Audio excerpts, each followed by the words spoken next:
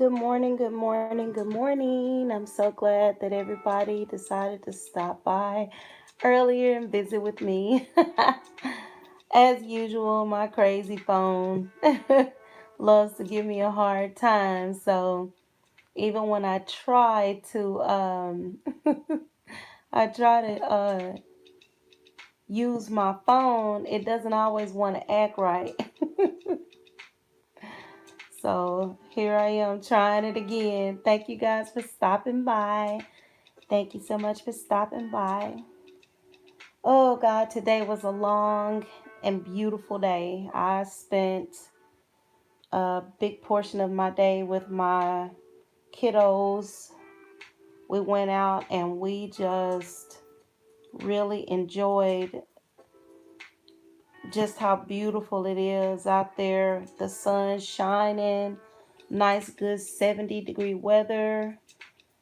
We drove from New Boston to D Queen, Arkansas.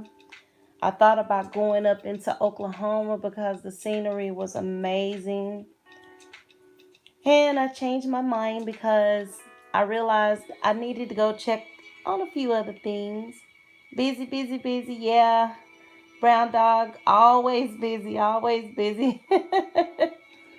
We drove through 3 states today, just getting out, enjoying the natural scenery, looking at some beautiful things, and I took my kiddos to where I grew up in the country in Arkansas.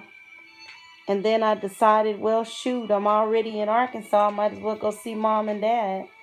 So that's exactly what I did. I decided to go see my mom and dad, and it was just a nice little trip. Nice, laid back, relaxed trip. Just enjoying myself, enjoying, the fact that spring is here. Oh, yeah. I'm big on road trips. I don't need an excuse to take a road trip. All I need is some good weather. I love good weather, sun shining, wind blowing, just just a little bit of provocation and I'm on the road. So yeah, we took a nice little road trip. Drove from Texas to Arkansas and to some beautiful places in Arkansas, looking at all the trees coming back to life and all the, grass growing. Gold show. Are you going to a gold show this weekend? Because, honey, let me tell you, I would like to go to that. I'd like to have some gold materialize in my hand this weekend. I don't just want to see the gold, I want to touch it. And then after I touch it, I don't want to just touch it, I want to keep it. Give it to me. Let me have that gold. Shoot. That's one thing that's true if nothing else is true. If everything else loses its value, gold will always be gold. It's going to always stay the same, honey. So that's why I said, give me some of that good old gold. I can put it to use. Save it for when the world comes to an end. That way I have some money even if I don't have no money. Oh boy. That's why they say the gold standard, because gold, I don't care what else you got, that paper bill doesn't mean anything, but gold will always mean something. Ah, gold will always mean something. Well, I tell you, I'm trying to get better at these lives. I know everybody does their lives, throughout the day. And I'm usually one of the last people in the daytime. I mean, during the day, a course of a day, to do a live because I guess you would say I'm a night owl. Over here in the U.S., it's 4 a.m. in the morning. So I guess you would say I get a jump start on everybody else because I start so early in the morning. But yeah, I have to get on here like really, really early because I don't like all that traffic. I like to be able to sit back, relax, and chill while I'm on my live. I appreciate having 20 or one. I appreciate just whoever come to my line. 8 p.m. Thursday, 4-4. Okay. If you're gonna be on, I will definitely check you out, sir. I'll certainly do it. That's today at 8 p.m. I will certainly check you out. I'll be looking for you. Looking to see what you got to talk about. I know I was looking at one of your videos. It's 8 p.m. now. Oh my word. That's a huge time difference. My goodness. Lord have mercy. Let's see. That's like, okay, it's 4. Yes, tomorrow. See, oh wow, that's like 16-hour difference. 4 p.m. would be 12 hours. Yeah, it's a 16-hour difference. That's pretty big. Wow. You're a time lord. Okay. I believe you. A time lord. That reminds me of this movie called Time Bandits back from like in the 80s or late 70s, early 80s or something like that. Time Bandits. That was a pretty cool movie. They were those little the little people. I'm gonna say vertically challenged people. They were jumping from time to time. That was a pretty funny movie. Time Bandits. They were time bandits and you're the time lord. Oh my goodness. Oh boy. I tell you, um I got on this stream because I'm trying to hold myself accountable this year. I want to do a lot better about some things in my life. I started writing last year, which is something I've always wanted to do. And I was thinking about, what are the things that I've always wanted to do? Doctor Who English TV show? What are you referring to with the Doctor Who English TV show? I watched Doctor Who when I was young. Oh, a Time Lord, yeah. That Joker, he was jumping from time to time too, wasn't he? That was always a weird show to me when I was a kid. It was so weird, but I watched it because I was a weird kid. That and Monty Python and the Holy Grail and the Monty Python show, the Benny Hinn show, or the Benny Hill show. He was crazy. Oh God, yes. We would sit down and watch that crazy mess, and we would just lose ourselves watching they foolery. That was the craziest show I'd ever seen. And they were naughty too. They were not just jokers. They were really really naughty guys. Oh boy, that doggone Benny Hill, Benny Hill. That show was crazy. Oh God, they don't make funny, goofy shows like that anymore. Everything is so ridiculous. Yeah, John Cleese. Oh my God, John Cleese. He wasn't. I thought wasn't John Cleese on the Monty Python stuff? Yeah, that's what I thought. He was on the Monty Python stuff. I loved him. He was so funny. Even when he stopped doing Monty Python, he was still funny. He was hilarious as all get out. That Joker, he never changed. He was always himself. I love that. And he got paid to be, I just believe that was him. He got paid to be himself. That must have been a wonderful job. Shoot, I wish I could get paid to be myself. If I got paid to be myself, I would be just as naughty as I could possibly be. I'd have all the fun in the world. People be like, "Do you like going to work?" I'd be, "Heck, yeah, shoot, yeah, I like going to work." I'd be just as terrible as I could possibly be. Not in a bad way. A hotel show.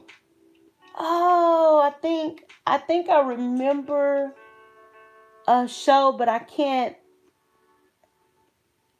think of it like right off the top of my head. For a long time, my kids and I we watched, yeah, Faulty Towers. That was a, oh my god, that show was a mess. That was that show was such a mess. That show was a mess. Yes, yes, Lord. I'm gonna tell you another show that was a mess. I don't remember. I can't remember the actors' names, but I know. I think it's called "Are You Being Served?" That was hilarious too. That was the correct.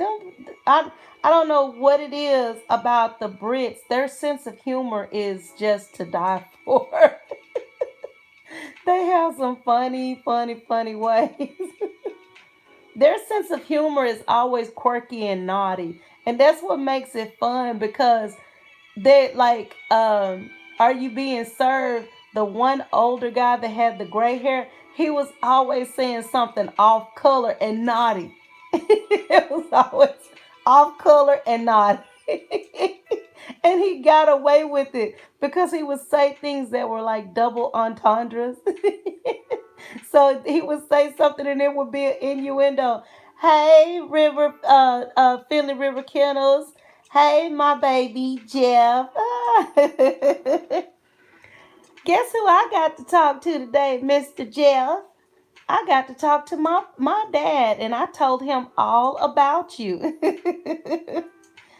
Oh my God, I told him all about you, and he is super duper excited. He was like, yeah, he said, I'll take him on the backside of my, he said, I'll take him on the backside of my land, and we'll let those dogs run. He got so excited. I was telling him about your show. I was telling him about your dogs. And man, when I tell you, he was just excited. He was so excited. And I was surprised because he's been having some health problems. I didn't think he would want to, get out there and do any hunting. But shoot, I was telling him about you and your channel. He was potatoes here too. What is that referring to, brown dog? Potatoes. What is that referring to? Oh my goodness.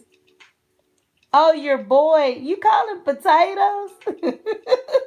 That's a cute name. Oh my goodness.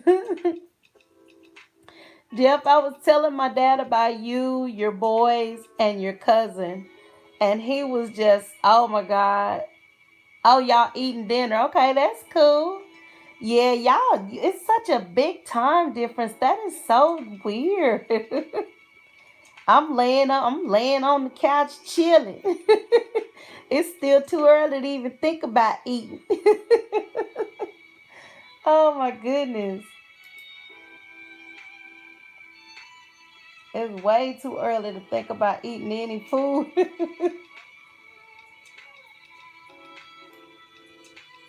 Let's see.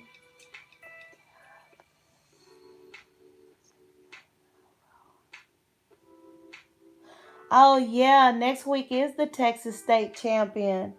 That's gonna be cool. That'll be real cool. I told my dad about you, and oh my God, he is so terrible. He was telling me that he done got himself some new toys, talking about blowing stuff up. I said, oh Lord, he is a mess. I ain't never met nobody like him in my life. He had my son complete a 17-year-old excited talking about we can go blow up this and go blow up that.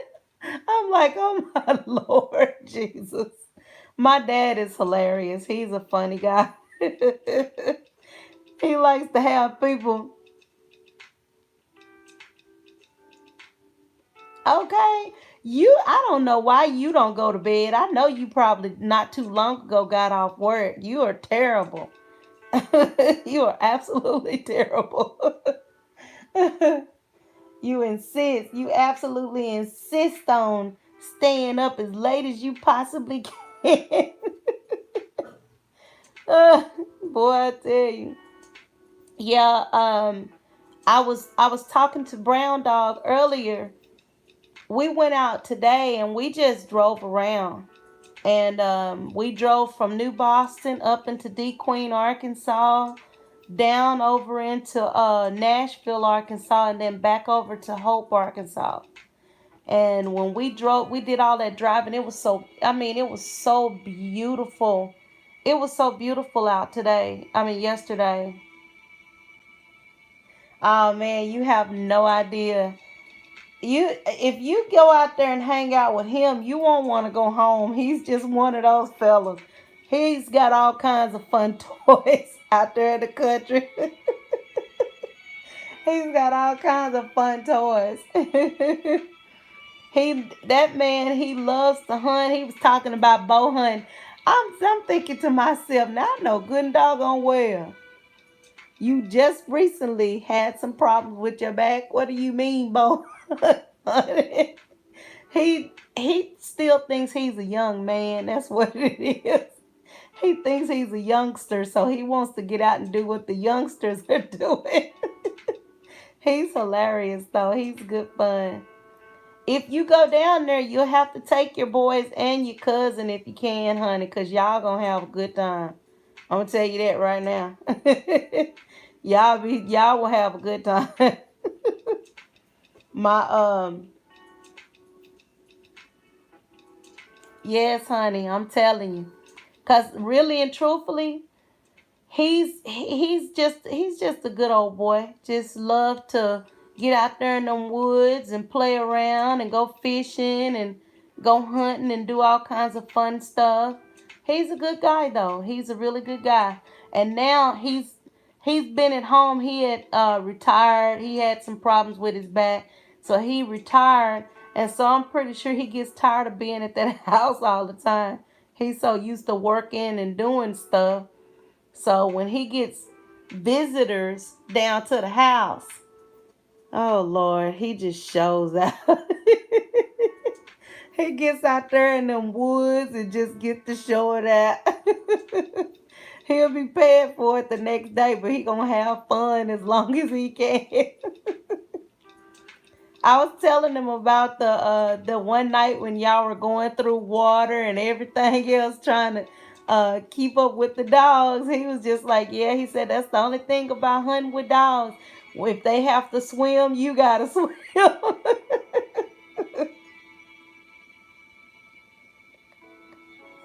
Okay, hon. I'll talk to you later, brown dog. Okay, baby. Thank you so much for stopping by. I certainly do appreciate you.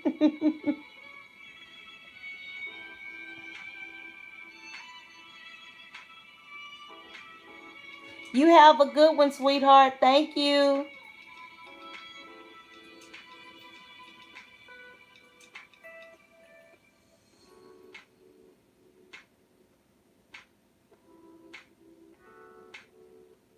Ah, yeah, he need. You know what? That networking is good for him, though. That keeps him busy. It's probably good for him to be networking. That, like you were saying on one video, you was talking about keeping them out in the woods to keep them off drugs and keep them out of trouble. You said he's got a short attention span. He needs to get on there and play some video games and do different stuff like that, because people will watch him. Like if he's one of those type people, he play video games and get mad at the game and get the fussing at it and stuff. People will watch him doing it and they'll comment on it. He'll have a good time doing stuff like that. So I was telling him he needs to try to like figure out some type of a game he can play or something. I know he does. He think he grown. He think he a grown man. Uh-huh. He thinks he's a grown man, honey. You said he's 13. You got you a 13 going on 30. He think he a grown man. He be in all the grown folks' lives. Bless his little heart. And then he's got a better understanding of that computer, so you know he be in it. He be in there getting it. Oh boy. He just needs to find something to do while he's on the computer. So people will be engaged, because if you're not talking to them and like keeping them engaged, a lot of times people don't want to sit and watch. Okay, yes. All of those ladies be moving it. They be getting it. They be getting it. I think I have everybody you just named. I started, at one point in time, I was having a hard time getting my numbers up. But it was because I was in the wrong section of YouTube. There's like a whole big old. I know he don't. He be sitting there watching TV, eating, doing whatever. And I'm like, you gotta talk to the people. I know that's what Shugs was talking about the other day. Sugar Delights. She was talking about that. She said, whatever you do on your channel, you got to engage people. You got to talk to them. Don't stop talking. If you're gonna stop talking, tell them, hey, I'll be back in just a minute. But let them know something. They'll wait on you. But don't. She said you can't expect people to just sit and watch you, and you don't have no energy. You're not fun. You're not upbeat. See, I really try to keep my energy down, because I'm a naturally energetic person, and I grew up around a bunch of country boys. Right. You got to talk to people. I grew up in the country around a lot of country boys, so people have to understand, depending on where you grow up and the type of people you grow up around, you got to know how to talk to folks. And you know how it is when country boys get together and get to talking. They get to telling old dirty jokes and talking about stuff they shouldn't be talking about. And they don't care if it's a girl there or not. They just say whatever they got to say. And so that's the kind of stuff I grew up around. So even when I was working in a management position, I had to learn how to cut that off. Because, in some jokes you tell, people will get the wrong impression, they'll get the wrong idea. So you have to temper your conversation to the people that you're dealing with. And so I have to feel people out. I don't want anybody to get the wrong idea, because some people will get the wrong idea based on your conversation. But you have to engage people. You can't just have people on live with you and you just sitting there not saying nothing. That don't make no sense. Or unless you playing, like some people be on these video games, and when they're on those video games, they may not be necessarily talking to the computer screen, but they're talking to the TV, and they fussing and carrying on about that game and acting a fool about that game. And so, when they're going through all of that emotion and stuff, people are watching them and they thinking to themselves, boy, look at these folks. They just as crazy as they want to be. So that's different, because people are watching you do something. Or like if you're eating, doing a mukbang, or if just whatever you're doing, especially like ASMR. ASMR, you're not really looking at anybody. You're focused on what you're doing, and you're doing it in a very pleasant, like relaxing sort of way, so that that person can purely enjoy the sound of what you're doing or the action of what you're doing. So, yeah, excuse me, there are some different things he can do. He has to understand you can't just sit there and not say nothing. You got to be able to interact with your crowd, because if you don't interact with your crowd, they're only going to come in, hang out for about 10 minutes and leave. Of course, that 10 minutes and leave is good, but ideally you want them to stay longer, because the longer they stay, the more watch time you get. You want to get that like 2 hours and 30 some odd hours worth of watch time, or 3 hours with 30 some odd hours worth of watch time.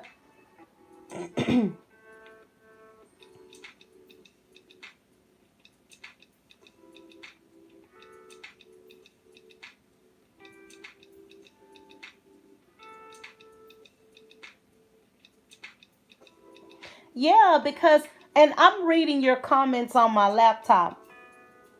I'm going to tell you something. What people don't understand is your life is so energetic when y'all are out there walking, you breathing hard because you like, woo, boy, I gotta walk though. I gotta get out here after my dogs. People don't understand when you have a life like that where it's energetic and people are moving and they walking and they enjoying the show. That's a live right there. Even if a person is not familiar with what you're doing, you are always explaining it to them as they go along. And so that makes a big difference for the person that's watching it. Oh, yeah, Shugs is so wonderful. She is an awesome person. She always, if you're doing something well, she always call you out on it and let other people know about it so they can know what you're doing. That I mean, she is an awesome lady. I love her. I love her. I love her. I love her. I always call Shugs out because she's just got something. She's got something special, and she's real good at tapping into people. Getting into people and getting them energized and giving them good information to help them build up their channel. She could be an influencer herself. She could be a YouTube influencer by showing people how to build up their channels because she's good at what she does. She's real good. I really like her a lot. I love her energy. Hi, How to Cook by LN Kalula. How are you doing, hun? I appreciate you dropping by. Oh, I appreciate the thumbs up, ma'am. I really do. Thank you so much. We were just sitting here chatting. I'm getting ready to hold my feet to the fire because I've got some I feel like you can make a commitment to yourself to do something behind closed doors and you'll forget, get caught up in life and just be like, you know what? I really want to do that, but I got a whole lot of stuff going on. Well, I feel like if you make a commitment to yourself in front of God and everybody, it'll encourage you to actually stick with it. So I'm gonna start a keto challenge. I'm actually gonna start a keto journey, and today is day one. And basically on my keto journey, the only thing that I'm gonna be doing is just changing the way I eat. I'm not gonna do anything different. I'm already getting out, moving around, becoming more active. I'm the type of person I love to travel. I love road trips and I love to go visit and do different things. But I haven't been doing it recently because I've had some health issues that kind of slowed me down. But now it's like I've come around the bend and I'm like, okay, it's time for me to get back up, get energized, and start doing things because I got some stuff I want to do. There's some places I want to go overseas, and I know good and daggone well I can't do what I want to do if I'm hurting and not able to focus all the time. So I got to change some things. I got to get some things moving around and going because I got things I want to do. I have places I want to go, and I got people I want to see. So yeah, I'm gonna get on the ball. I don't have a choice. So yeah, I'm just sitting here talking with Jeff at Finley River Kennels, and we're just talking about lives and how to make sure. I'm not at that point, Jeff. I'm gonna get to that point though. Don't worry. I'm gonna get to that point. I am. Right now I still have some pretty bad back issues. I When I left Dallas, the only reason I left Dallas is because my health deteriorated. If my health hadn't deteriorated, I would probably still be up there because I was making some good money. Not I wasn't making no bad money. I was making some good money. And so um I'm kind of thankful on the end of it because if I was still up there, I would have a hard time leaving to go back to the country to take care of my mom and dad if anything happened. But now that things have happened the way they have, it's blessing me to, move closer to my parents, to go back to Arkansas instead of being up there in the big old city. Because I really didn't want to be there anyway, especially after the kids start growing up and leaving the house. So now that it's getting a little bit closer to that time, I got this one girl at the house with me. She's 14. By the time she gets ready to get up and go, I'm going to be ready to get up and go. It's going to be time for me to get up and go too. She's going to go to college and I'm going overseas. So I've been overseas before. I wanted to take one of my kids with me, but you can't take one without taking all. And I'm not wealthy, so I couldn't afford to take them all, so I didn't take none of them.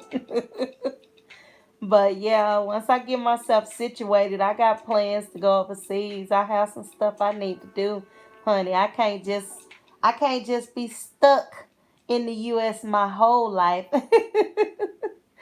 I got some stuff I got to do. I got some places I need to go see. I need to go see about. Oh my goodness. I traveled overseas in 2012 and I got the I was excuse me. I was thinking about overcoming my obstacles, and one of my obstacles was the fact that I had a serious fear of heights. When I say I was scared of heights, that ain't even putting it as strongly as that fear that I had of heights. I was scared to death of heights. And the way I overcame my fear of heights, so to speak, is by going up in a daggone airplane. I thought I was going to die the first time I flew.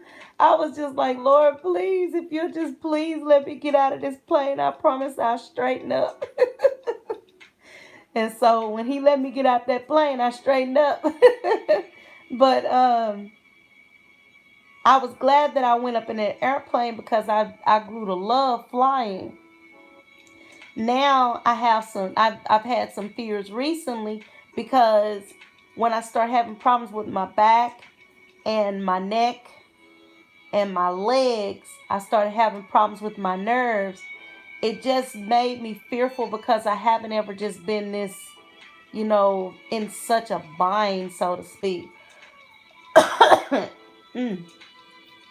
I finally just had to come out of that. It's time for me to come on out because I'm used to being real active and doing things and just going, and people trying to catch up with me and not being able to catch up with me. And when you go through health problems, sometimes you'll like seclude yourself from the world because you don't want to be, you don't want anybody to take advantage of you in your weakened state. Oh yes, honey. Yes, Timber Hills, Redbone. Yes, sir. Yeah, I think I heard you mention them once before and I went right and looked them up. And when I looked them up and I saw their dogs, I was immediately in love. I've always loved dogs my whole life. We had Labradors when I was younger, and I've always loved dogs. My dad can't deal with big dogs so much anymore. So he has a little old chihuahua that's just his lap baby. She doesn't do anything but sit in his lap. But when I was younger, we always had some of the most beautiful labs you've ever seen. Um, after after one of our labs got hit by a I think it was a cement truck or something like that. Oh, that's cool. That's cool. Um, After our last lab got hit, my dad just didn't get big dogs anymore. He only got a little chihuahua and he kept that one chihuahua. It was a deer head chihuahua. And then when she passed away, he got the chihuahua that he has now, Maddie. And Maddie, she is just a big sweet baby. She just loves dad to death. She thinks she has to go wherever he goes. Yeah, I have a passion for dogs. I love dogs. I had a beautiful Irish setter when my kids were small, and she treated the children as if they were her kids. She was our baby. Her name was Princess. So I have a love for dogs, and I was watching I was watching your friend's channel. Yeah. I was watching your friend's channel, and when I saw those dogs come out of their crates, I was like, "Ooh, those are some good looking dogs. They are just so beautiful. That pretty red coat, and then I mean, that nose will go straight down to the ground. Lord, they ready. They come out ready. Nose to the ground, looking for a coon." I noticed when you took Joe out at the house, boy, he was ready to go again.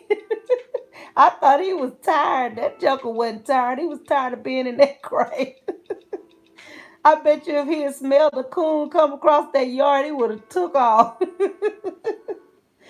Yeah, I was telling Dad, he said, we got some pretty big coons out here. I said, I'm pretty sure he'll love it. He said, yeah, we got some big old coons out here. I'm sure he is. Honey, you'll love my daddy's land because it ain't nothing but trees. It ain't nothing but trees. They live off the highway. It's off in the country. And they live off the highway where if you don't know where they live, you'll pass them. And they just cut the trees out where they set their trailers. So there's a trailer in the front, there's my mama's trailer, and then mom and dad's trailer is towards the back a little bit, and then that's on like the first acre of land, but the rest of the land out there is nothing but woods. And he said when he's sitting on his porch, he'll sit out on his porch and chill, and it's covered in, so he can sit up there with the lights out, and no animals. They know he there, but at the same time, they know he ain't finna mess with them because he's sitting up there chilling. He can sit out in his yard and watch coyotes go through there, raccoons, rabbits, everything going across his yard. If he sit there quiet enough, you can watch deer walk across their yard. And so it's so thick back in there. I'm telling you, those dogs will have a good time. Hi, the Prince Network. Thank you for stopping by. If you'll make sure you go ahead and tap that thumbs up, I certainly appreciate it. We're talking about getting out in the woods hunting with some hunting dogs. I was talking about my keto challenge, but I'm also talking about multiple topics. Just whatever we throw up in the sky, if it sticks, we'll talk about it. But yeah, Jeff, I'm telling you, he's ready to see you. I was surprised because I didn't think he would be so ready, but he's ready to see you. He's ready for you to come down there. I was surprised because my dad, he's a good guy. He likes to get out and hunt and do stuff too. And I imagine he's probably been hanging out around that house. Thank you so much, the Prince Network. I certainly appreciate it. I'm pretty sure he's gotten tired of being stuck up in the house, so he's probably ready to get out and get into something. He's probably ready to get out. Yeah, I went out there. I think we left when we left. It was like probably about 7 o'clock, maybe 8 o'clock, and it was so dark you can't see through the property, like the property or anything, that yard. You can't see through it at all. It's nothing but trees. I imagine in those trees, there's no telling how many little raccoons sitting out there. Hi, Jim's World. Thank you for stopping by. If you'll make sure you go ahead and tap that thumbs up, I certainly appreciate it.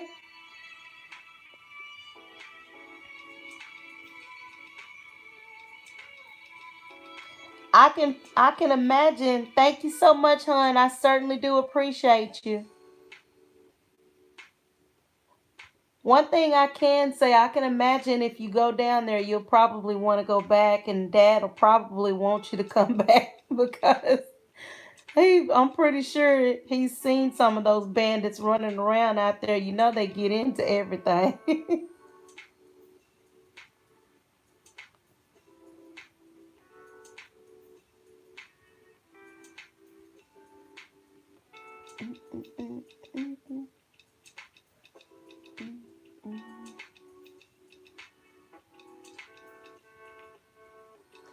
I know I had to do one of those sleep tests once before. It was actually pretty terrible. I mean, it wasn't bad, but oh God, yes. Those raccoons are a mess. They're naughty. That's the thing. It's like they get like if Dad has any feed or anything out there because he has a horse and he's got chickens. And so if he has any type of feed out there, they'll eat dang near anything. They'll go through your stuff.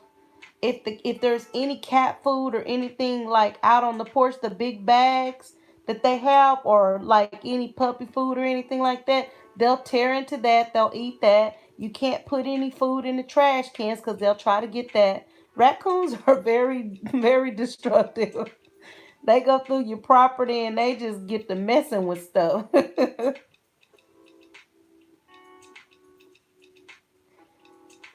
They just get the messing with stuff. Y'all make sure y'all know what to do. This is we're not necessarily networking, but if you need to network, if you see somebody you hadn't seen before, go ahead and help each other out. As much as we help each other out, the better we'll get, the quicker we'll get to our goals. Jim, you never seen a real raccoon? Oh, honey, let me tell you, you ain't never you've missed a lot. Then those jokers are something else.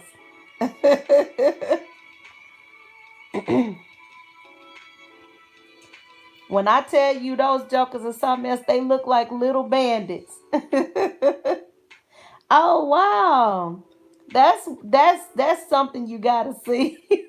They are something else. A raccoon will give you the blues. They will give you the blues, honey. Cause they'll get up in your house. I'm not and if they can figure out a way to get in your house, they will get in your house. They are a mess. They'll try to get any food source that they can find, whether it's in the trash can or whether it's in the house, like in your garage or something like that. They are something else. My daughter, she called them trash can pandas. I ain't never heard anything like that in my life. Trash can pandas. Oh boy, I call them bandits because they try to steal whatever they can get. You better not leave any kind of food outside. Cause if you leave any and when I say outside, I'm talking about like any dog food, cat food, anything that they can eat and scurry away with, you better not they are. They I mean that's how they act. Their mannerisms are that of we're gonna survive by any means necessary. And sometimes they'll get bold. If you feed them too much, they will get bold. They will get bold, honey. So you have to be careful about them because you don't want to feed them. If you feed them, they going to keep coming and they going to bring friends. And they going to make your life a living hell. They are something else. And they're very smart, too. They are real smart.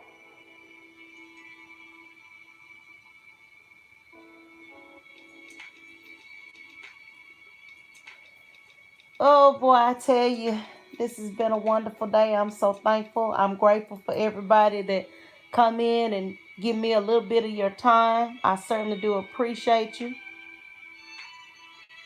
I certainly do appreciate y'all. Y'all make sure y'all get in there and help each other out. I think everybody that's in here I already got y'all. And I will be streaming videos. I've been today I went through some of Jeff's videos at Finley River Kennels, Jeff Lackey. I was going through some of his videos. Periodically, when I get time, I just start streaming your videos.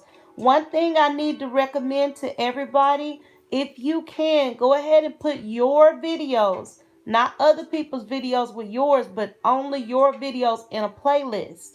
Because if you put your videos in a playlist or even a couple of playlists, then we can go in, we can click on a playlist that's got like 20 or 30 videos in it or something like that, and just let that sucker run until we play all of it. If you'll put your videos in a playlist, that'll help us help you. Because I can guarantee you, when I don't have anything else to do, oh no, that's fine, hon. You take care of business. Take care of business. That's what this is all about. The more love we show to one another, the better. I was just saying, if y'all would make sure y'all put your videos in a playlist. When I get a chance, and I just, even if I'm busy, I'll go ahead and put them on and just stream them. And just, try to get y'all some hours in there. I'll do whatever I can to help you. But I always ask, if you'll help me to help you, I can guarantee you'll see my help. You'll go through there and see all of those red bars. You'll be like, oh, Lord, she been in here getting it. That's what I do. I gets it. And if you don't know how to set your videos up in a playlist, all you have to do is type on Google. I mean, not Google, but if you'll type on YouTube, how do I set my videos up in a playlist? You'll find all kind of content creators who do nothing but tell you how to do things on your channel. And they'll show you step by step how to go in there and create you a playlist. Yes, honey, put them in a playlist. Because if you notice, I don't know if you notice or not, all you have to do is go over and look and see the videos that I viewed.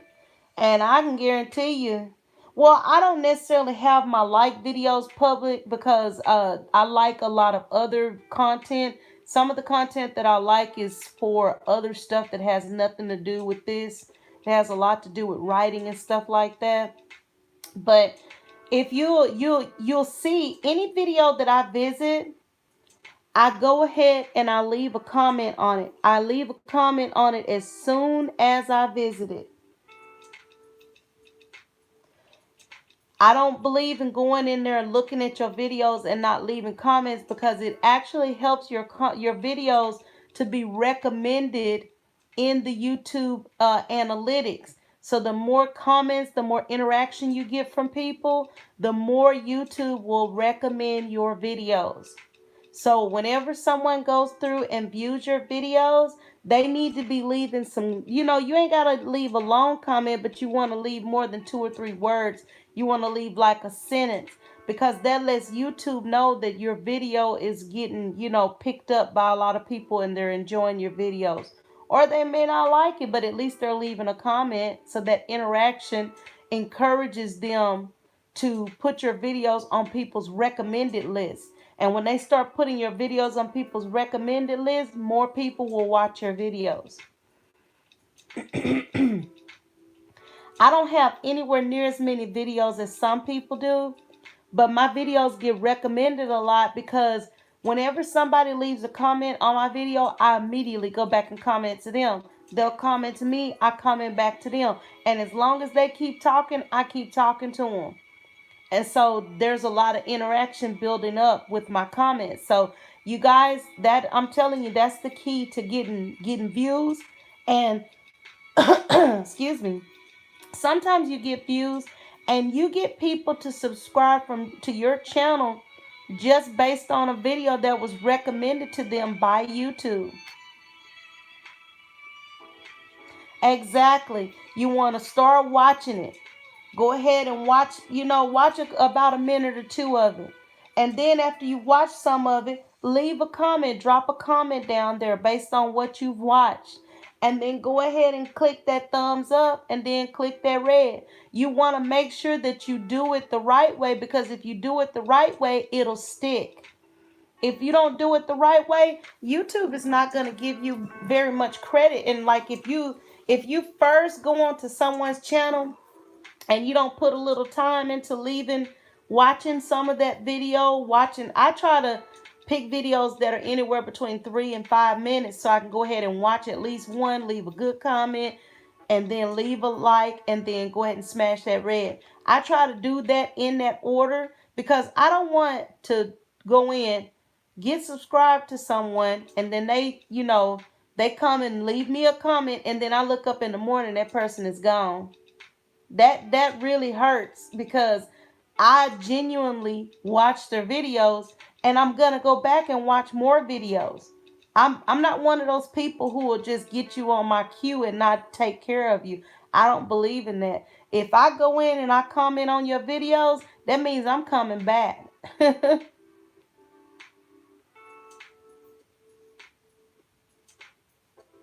Well, see, when I very first started, I lost so many people, and I was like, wait a minute. And it's because some of the people that I originally started networking with, they didn't understand that concept. They didn't realize that it wasn't enough to go in and just watch a minute or two. You really need to watch a good 3 minutes of any video. So you might as well try to find you a video that's about 3 minutes to 5 minutes long. Or if you got time to watch longer videos, watch them. But you need to do at least 2 videos. If you don't do at least 2 videos, often if the system has already gotten in the habit of snatching those videos out of your queue, they'll keep doing it. So in order for you to build up some genuine connections and relationships with people, it's good to go ahead and just watch 2 of them. I'll watch one at first, and I'll go through those steps and communicate with those people. Wait to see if they communicate back. Wait to see if they make a connection. Once they make a connection, I'll go back and watch 2 more videos.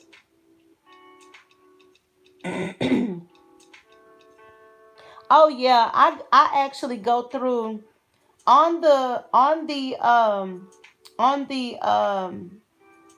if you go to your dashboard, oh, I can barely see now. If you go to your dashboard and click on Creator Studio Classic, and that's going to be on your left hand side under Studio. You go to your Creator Studio Classic, click on that, and then click Skip when that box pops up. If you'll go to where it says Community and click on it on the left hand side, under where it says YouTube, Creator Studio, Try Beta, Dashboard, Video Manager, Live Stream, Community. Click on Community and then click on Comments, and you'll see every single comment that comes through from anyone that comments on your videos. And basically what I do every day, I'll go in and I'll check my comments. And I see that 2 hours ago, Jeff, I see that you left me a comment on one of my videos. So what I'll do is I'll start from the very top and I'll work my way down to see if anybody else has left any more comments on any of my videos. And I go ahead and respond back to everybody's comments, and I keep going all the way down until I don't see any more new comments.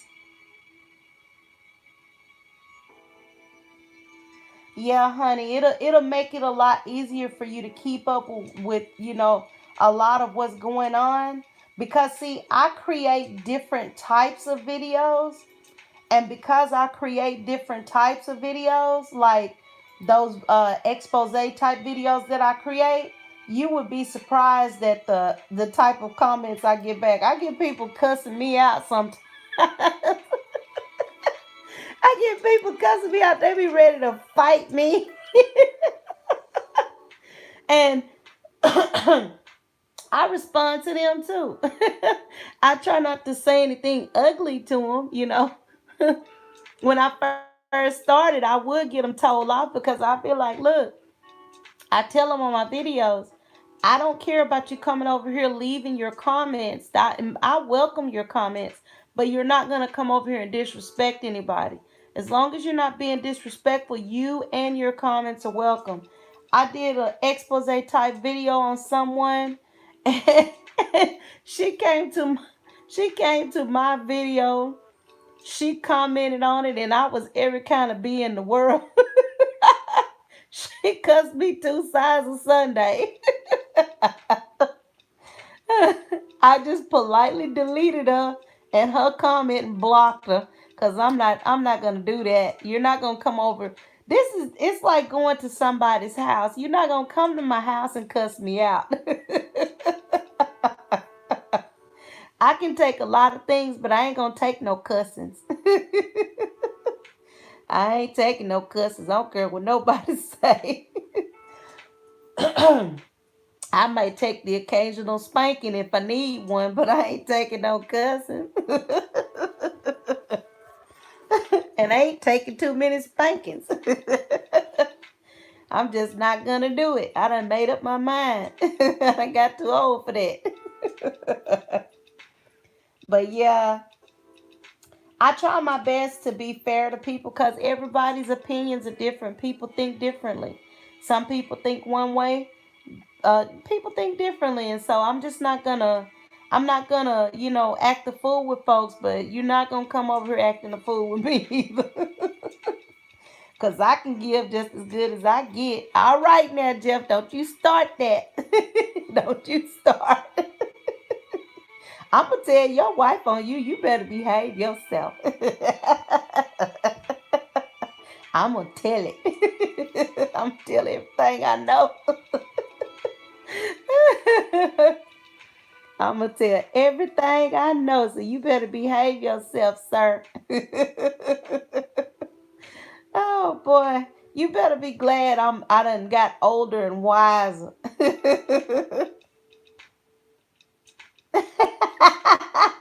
All right, Prince, don't you start. Shoot. Don't you get in there and start that mess. Oh Lord, I'm not gonna play with y'all this early in the morning. We not finna have these kind of lives. Somebody will be viewing this live. They'll be like, "What are they talking about? They talking about spankings over there." The next time I have live, it'll be 3,000 people in here. They'll be like, "Oh, she over there talking about spankings. Let's go over there and see what's going on." Oh boy, you two would be trying to figure out, wait a minute, what they got going on over there. She went from 10 people coming into her lives to 2,000. Oh boy. We was talking about keto and then somehow we ended up on spanking. I don't know how we got there, but we did. I was trying to be good, and Jeff goaded me into it. I didn't even know what I was saying. And then Prince didn't make it no better. I'm going to blame it on everybody else. See, Jeff, I told you I got a quirky, bad sense of humor. Oh, my goodness. No, sir. Or ma'am. Is it sir? No, it's the Prince Network, so it's a sir. No, sir. I don't believe you're a saint because you jumped on that too fast, honey. Saints tend to wait in the back and not say anything. They don't hear something that could potentially turn into something else and jump in. Try to do some old tag teaming. Oh my God. Whoa.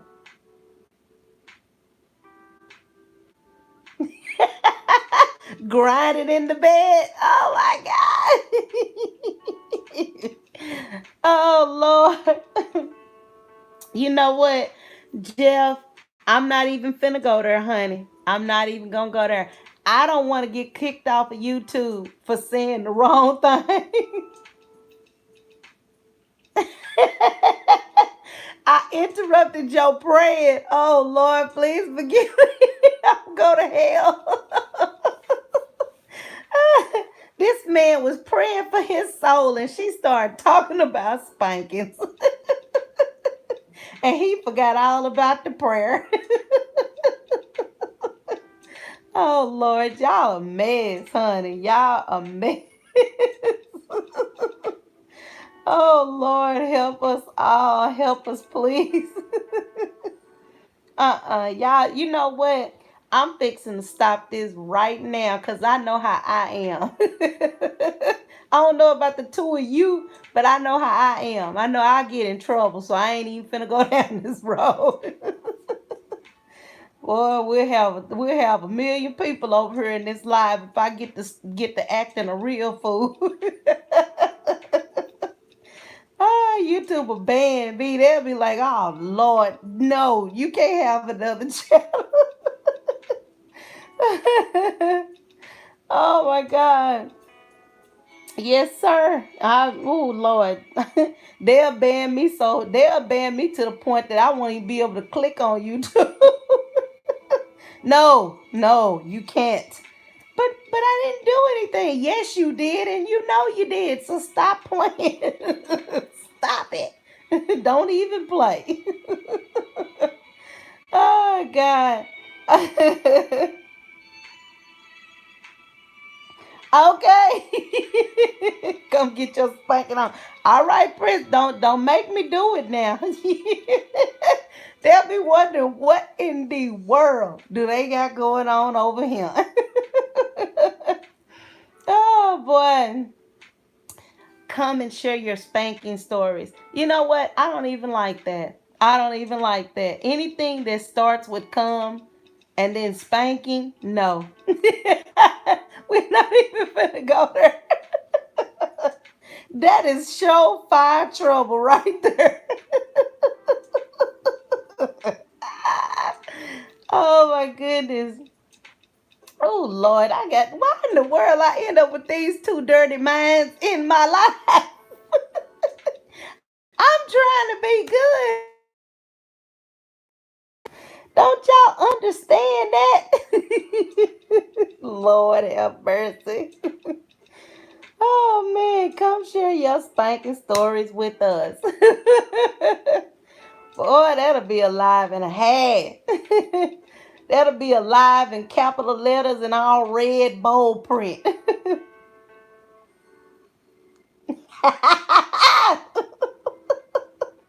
Friends, I didn't do nothing. I plead the fifth.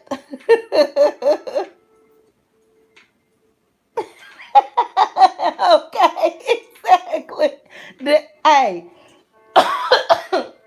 excuse me. To my defense, I said anything that starts with come and ends with spanking, I ain't having no part of it. So I tried to diffuse the situation, okay? I tried. I tried. Oh Lord.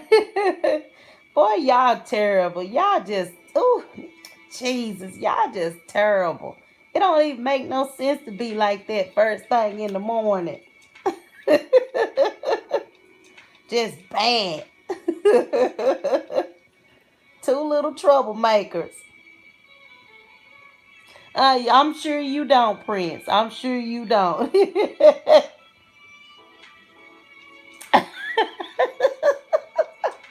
See, Jeff, you ain't no good.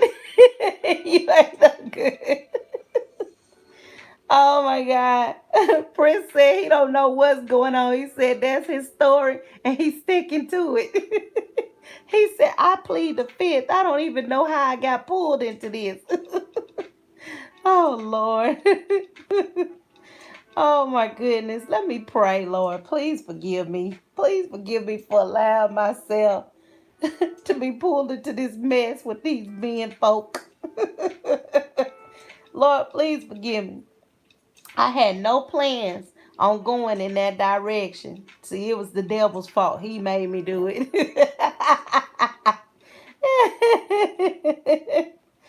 Oh Lord, we was talking about something good. I don't even remember what we was talking about. See how y'all act. Y'all supposed to be nice to the host. Y'all ain't supposed to do all that kind of stuff. You know what, Jeff? I see that. I see that. You get real bad with no sleep. Like a little bad boy with a bad little toy.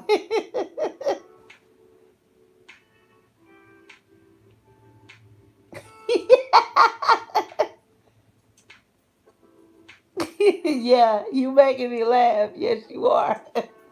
Next thing you'll be talking about, won't you play with my ding-a-ling-a-ling? Oh, my ding-a-ling-a-ling, my ding-a-ling-a-ling. I'll never forget the first time I heard that song. I thought I was gonna die. I was like, what in the world did they just say?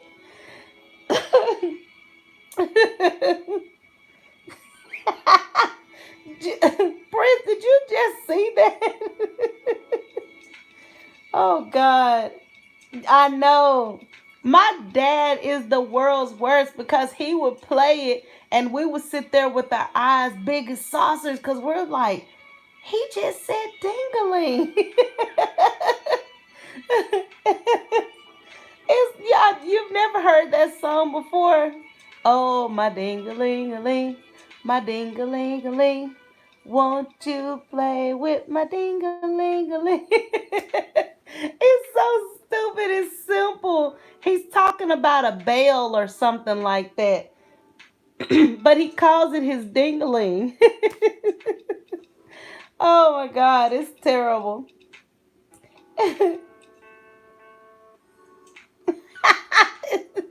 It's an old song, honey. You must be a youngster because it's an old song. It's an old song. It's back when you could sing stuff that was when you could sing innuendo-ish type songs and people read what they wanted to read into it. Now they just sing about whatever they want to sing about, but back then you couldn't, so you had to kind of dress it up a little bit. So where are you, Prince? What part of the world are you in?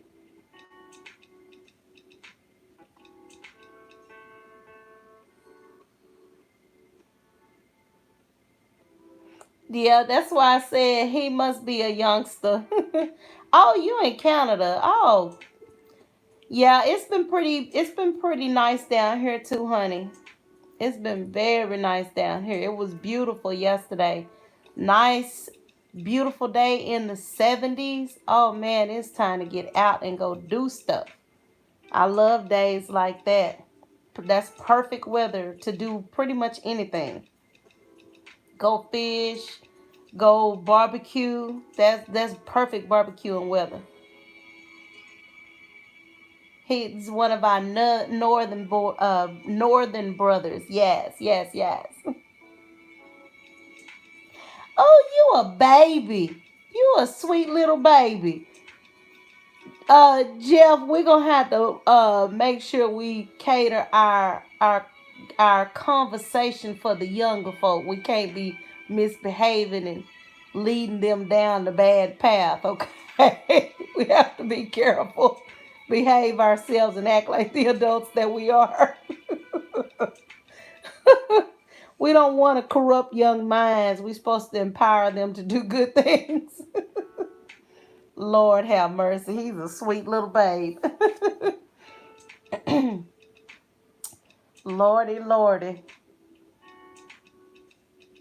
16 plus some.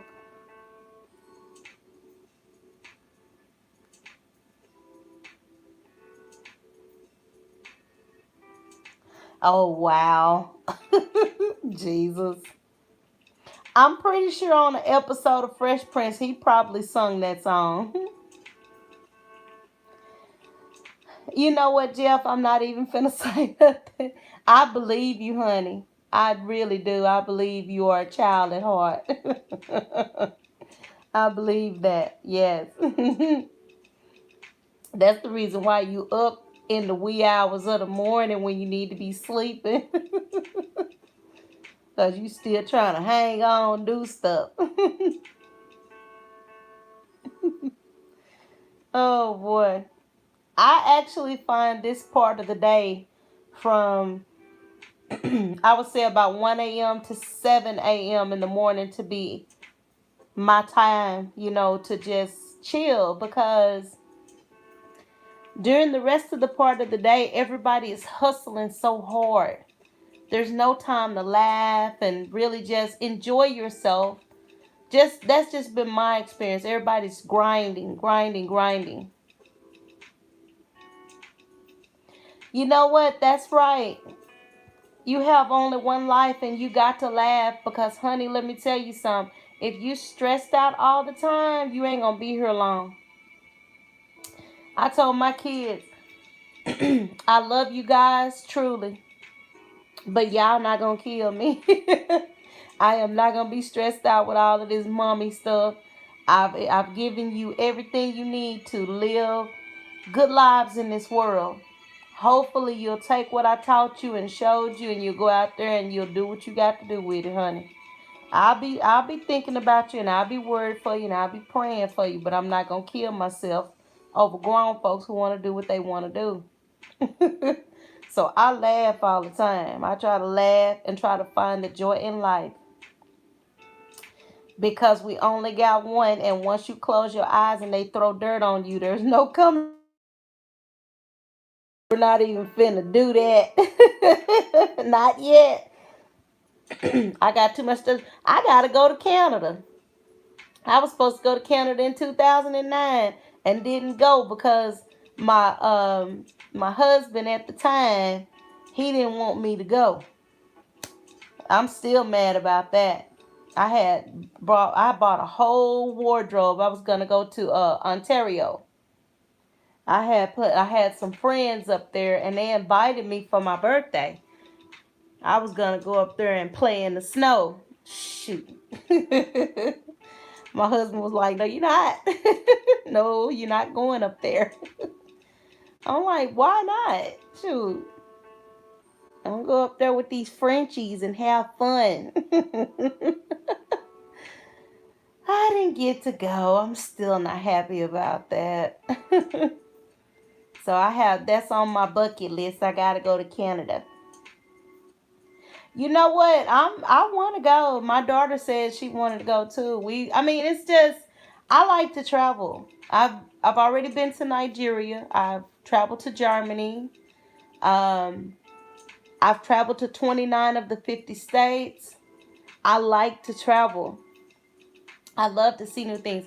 I had literally had it planned. I was gonna drive from Texarkana, Texas, all the way up to um oh, I forgot where the guy lived, but I know he lived in Ontario, and I actually met him here in the States. And he was like, "You should come see me." And I'm like, "I don't know you, so why would I come see you?" And we developed a friendship. And he's like, "I'm not going to do anything to you." He was like, "I know you like to travel. You can come visit and I'll host you." I'm like, "Okay, we'll see." All right, honey, go ahead and go live. I will definitely check you out later on. I'll definitely check you on the replay. And I'll see you later. I'll be looking for some of your lives so I can jump in there and support you. Jeff, where have you been to besides the U.S.? Have you been outside of the U.S.?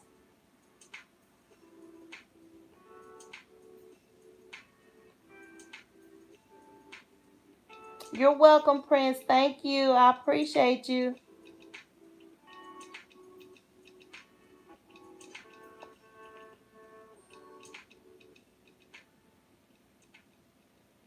Why haven't you traveled outside the U.S.?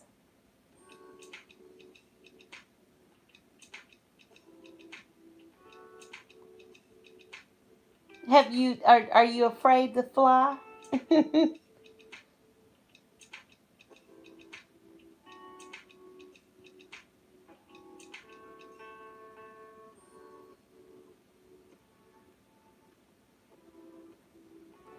I used to be afraid to go anywhere, but I don't know. I just decided that's not necessarily true, honey. I found that out. That's not necessarily true.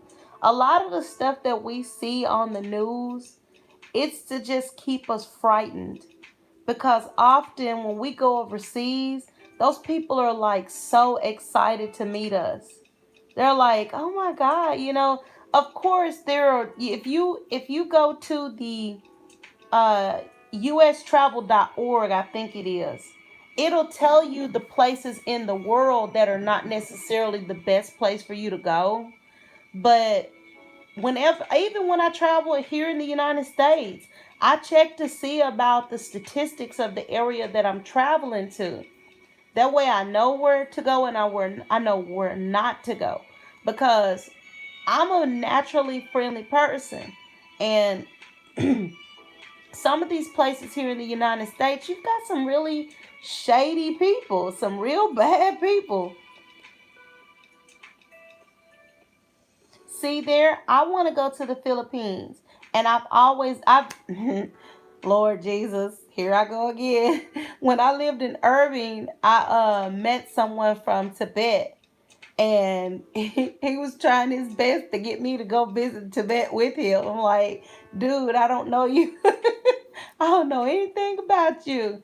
But I don't know. I've had that experience when I lived in Dallas. I worked with a lot of people from different places in the world, and they would always try to get me to go back to their hometown. I'm like, no, no, you. I can't just be, I can't just be going everywhere. I can't just be going everywhere. That's how you get in trouble, going everywhere. But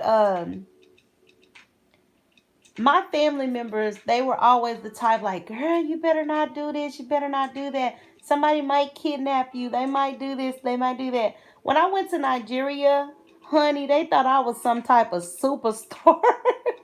But I must say, I did go, and I was fabulous. I was too fabulous. I was diva. I was so diva when I went. But I wanted to look nice. You don't go somewhere and not look good.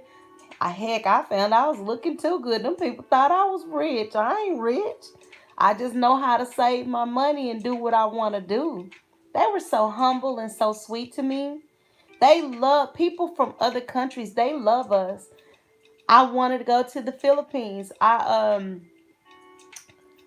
met someone from Malaysia, and this guy, he was just like begging me to come see him. Like, he came to the US and then he had to go back, and I'm like, dude, I can't do it right now. My life is not set up where I can just do that. I mean, not right now.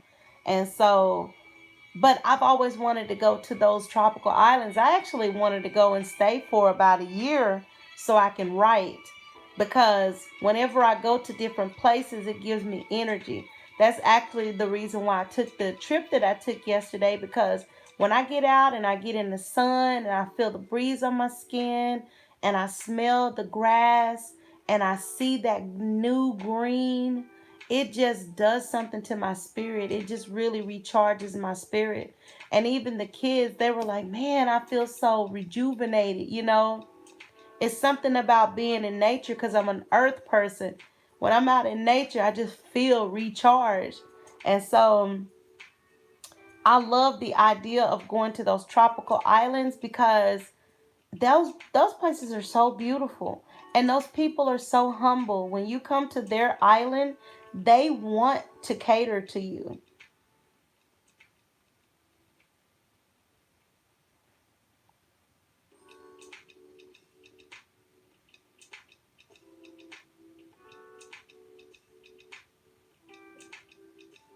You're right.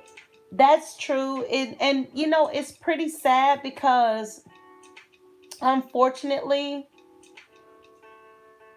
I believe in diversity. I believe that God created so many different kinds of plants, so many different type. We're all human beings, but we all have different flavors. You know what I'm saying? I believe that it's good to have difference. Everybody shouldn't be the same. What fun would life be if we were all the same? You know what I'm saying? It's I don't know, but I know a lot of the way I feel has a lot to do with the way I grew up. Because when you walked into my mom and dad's living room, you would see any number of different types of people in their living room. So that taught me to be very tolerant of other people's differences. So when I meet people, I don't expect them to change. I don't want anybody to be like me. I want to be solely and uniquely like myself. I enjoy watching people uniquely like themselves. You know what I'm saying? It's really kind of hard to it's hard to explain it. It's hard to get other people to understand it. But there's nothing wrong with somebody else being different. There's nothing wrong with that. I've actually found that sometimes, like, say for instance, if you were single, sometimes you meet someone and they're completely different from you, but their difference actually adds to your life what you need. You know, if you're a real serious person, you don't have a lot of fun, and then you meet somebody and they love to laugh and they're just a fun person and they've got a good spirit and they're just loving. It's almost like yin and yang. They complete each other. So there's nothing wrong with different people coming together and, being friends and enjoying each other's, company and stuff like that. There's nothing wrong with that. That is 100% wholesome. I honestly think that's the reason why God created the world the way He created it. You never go outside, even if you look at two different pink flowers, you never see two different pink flowers that are exactly the same. Now, they may be of the same species and they may be the same type of flower, but if you look at the leaf, the way the flower is designed and everything, the petals and everything, you're going to find subtle differences between the two. That's just like even on your own body, your fingerprints, your hands, one side of your body is a little bit different from the other side. I believe God likes difference, diversity. I'm 100% sure He loves imperfection because He created us. So I don't know. It's just I think really you have to step outside your own mold and your own fears and not worry about what the media says, because the media focuses on making us afraid. That's what the media does. When I went to Nigeria, oh my God, let me tell you, I had to step outside of my comfort zone. Everybody in my family, they were telling me, don't do it, don't do it, don't do it. Something could happen to you. You know what I did to counter their, what if something happens to you? What about your kids? I took $1 million travel insurance policy on myself. I designated that policy to be divided amongst my 5 children, split up 5 ways. Each of them would have $200,000 apiece if something happened to me on my trip. I put my ex-husband as the executor over that policy because I know he's a good guy. Even though we didn't stay together, we're great friends. We respect one another. I respect his wife and I trust him. So I put him as the executor over that insurance policy. And I knew that if something happened to me, he would be able to stop working. He's a truck driver. He would be able to stop working and stay at home and raise our children.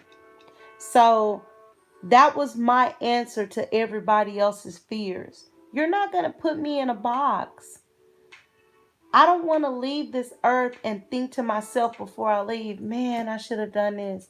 Man, I wish I could have done that. Man, man, man. When I worked as a CNA, I worked as a CNA for 17 years. Well, for 16 years, then I worked as a medication aide for about a year and a half. When I worked as a CNA, that was the one thing that was consistent with every person that I took care of. They always said the same thing. If I was younger, I would do this, or I wish I could have done that. And I said to myself, I am never going to put myself in that box. I'm going to do everything that I want to do that makes me happy so I don't leave this earth thinking to myself what I could have done. So that's the reason why I always try to tackle my fears, because I don't want to leave here feeling like I didn't do the stuff I wanted to do. I'm sorry, I'm just not that girl. I don't do anything like, I'm not gonna do anything that's like dangerous or anything like that. But as far as like living and experiencing things, oh yeah, shoot yeah. There's too much stuff I want to do, honey. There is way too much stuff I want to do. I want to laugh. I want to travel. I have never been on a cruise. I'm kind of worried about that, but eventually I'm gonna have to conquer that fear because I can't live my life afraid of stuff. So one of these days, I've always gone boating and gotten on boats to go fishing. It's just getting on a big boat. That's it. It's just getting on a big boat. I just have to get over myself.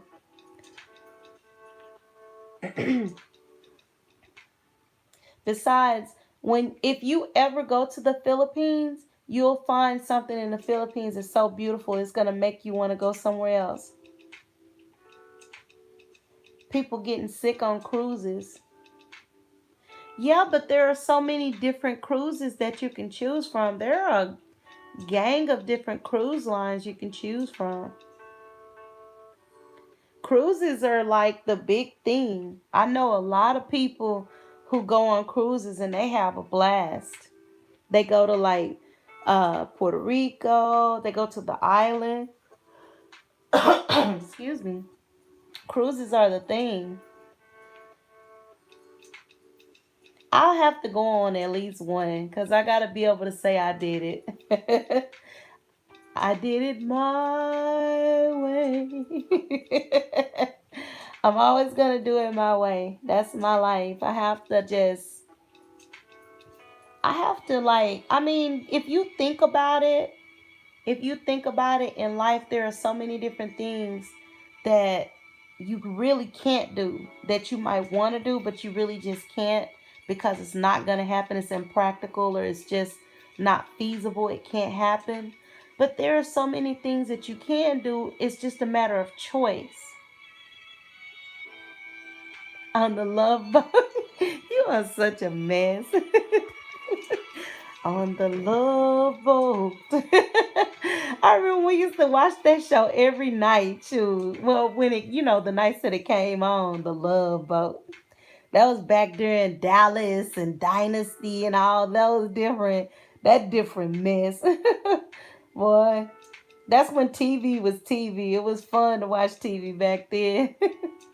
Get on there and JR be acting a stone fool with his blind, deceitful butt. Of course, I remember Fantasy Island. Yes. It's like I said, I got one for you. Do you remember the best little whorehouse in Texas? That was so hilarious. I never in my, it was so funny because back then as a kid, anytime anything like that came on, you couldn't watch half of it because you had to put your hands over your eyes. Oh my God, we weren't allowed to watch hardly any of that movie. I mean, it had some funny parts that weren't just like flat out terrible, but for the most of it, shoot, we had our hands over, over our eyes. When I got grown, oh yeah, Dolly Parton, she was beautiful, and she's as old as she is today. She's still beautiful. That woman is something else. I'm gonna tell you something. When I finally got grown, like I became like 18, 19, 20. I couldn't wait to watch that movie. Cause I couldn't watch it when I was a kid, so I certainly had to watch it as an adult. And then I saw it wasn't nowhere near as bad as they made it out to be, but that was just different times.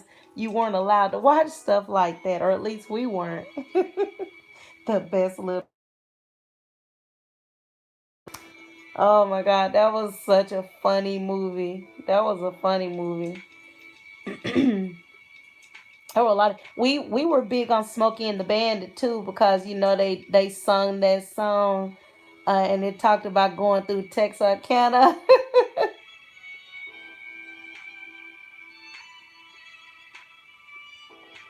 Mm, what color are they?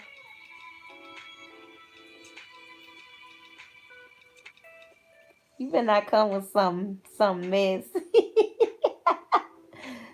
What color are they? I have to keep two eyes on you. Oh boy, you some mess. I knew you was gonna come with some mess. I knew you was gonna come with some mess. ah, I will give it to Dolly Parton. She has always been a beautiful woman. She really has. Dolly Parton was she was different because she was cut from a different cloth. Homegirl had it. She was one of them very few white gals that had it. I think all guys like Dolly Parton, even though she was getting boobies before before it was popular for women to get boob jobs. But I think naturally she was already heavy chested, so it wasn't like she was doing anything. She was just trying to keep herself up, basically. But I saw some of her early pictures when she was younger. She was naturally a thick and beautiful, like Mae West type woman. And back in Mae West day, she was it. Cause she was thick and she was stacked. And the men was crazy about her. Dolly Parton kind of came around. She took Mae West's slot. Oh boy. She's a beautiful lady. I mean, I seen her on something, and I think she's like 70, 80, and she still looked the same almost. She's very, very big on her appearance.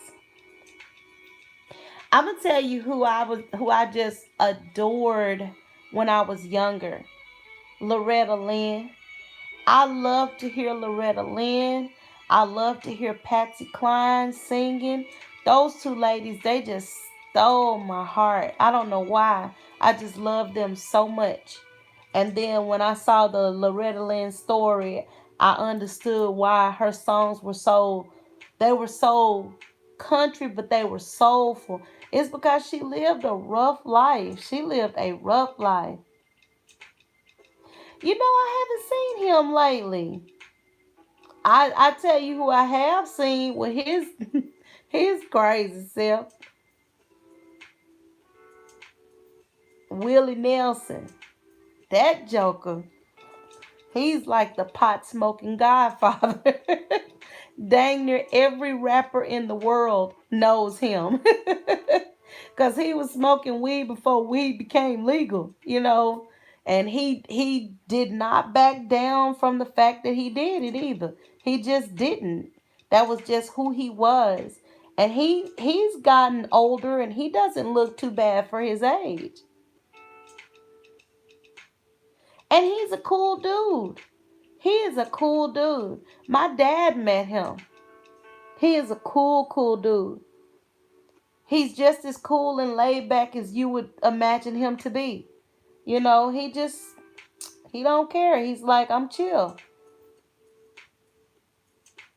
I know Kenny Rogers was real. I mean, he and Dolly Parton, they were good. They did some really good songs together. Music was different back then. Now, most of it don't make any sense. I mean, it's got a good beat to it. You find yourself bumping to it, but there's no story behind it. It's completely different. Completely different.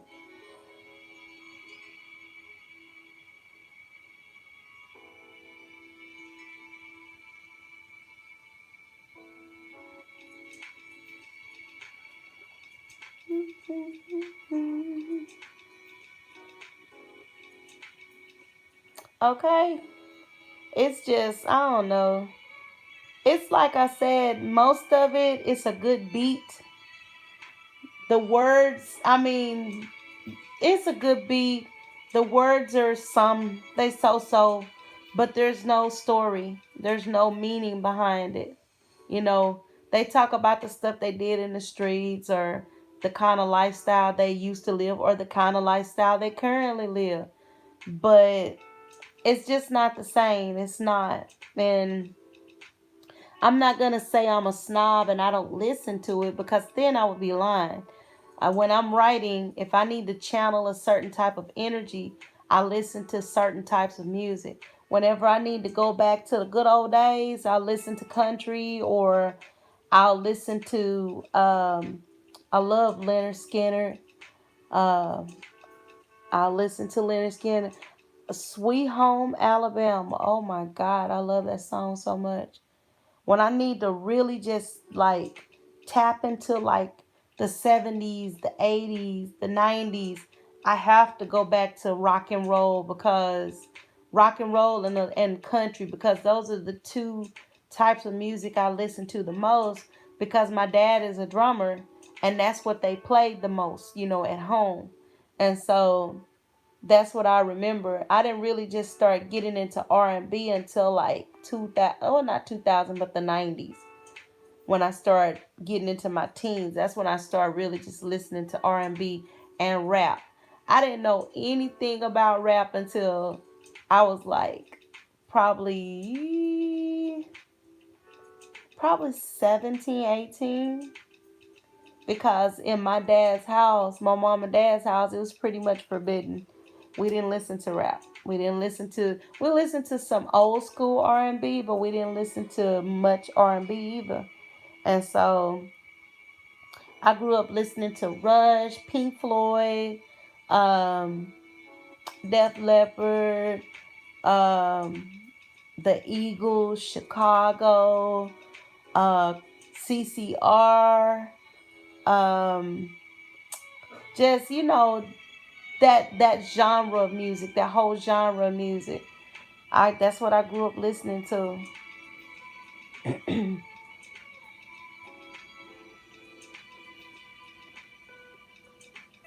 Oh, really?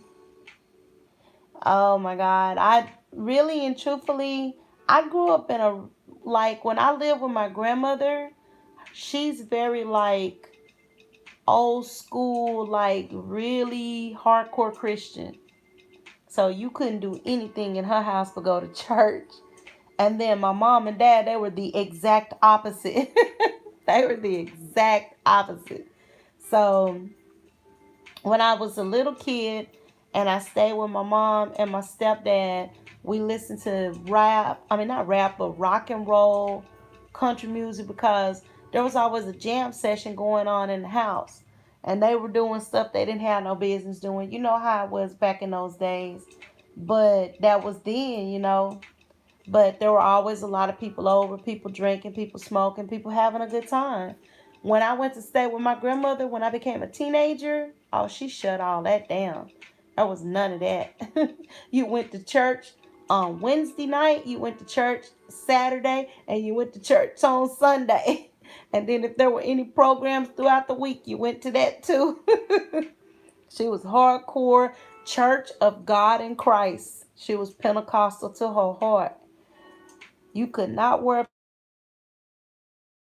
not show your skin in any shape, form, or fashion. The only thing you could show is your face. You better not cut your hair. It was so strict. Oh my God. I know when I got out of my grandmother's house, when I got grown for a hot second, I was the devil's child. I was I was acting up. Everything that I couldn't do, I tried to do it. I showed out. Shoot. I tried to have a little bit of fun after I left my granny's house. It was so funny. This little old church girl trying to get out there and show out. But I came out of that because I've always been a very practical person. I don't really see the value in like doing drugs or drinking a lot. I don't see the value in that. To me, from what I saw, most people were going to jail and getting in trouble, and I've never been to jail ever in my life. I got arrested one time, and it was all because somebody lied on me. Um, and I'm not just some good girl. I am probably, shoot, I just got smart. I got real smart. I was real smart. I learned if you're going to do anything, do it at your own home. Don't do it out in the streets.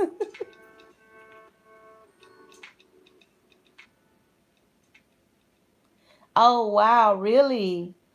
I would never have thought that ever. But you know what? I'm going to tell you something. How old are you? If you don't mind my asking, how old are you?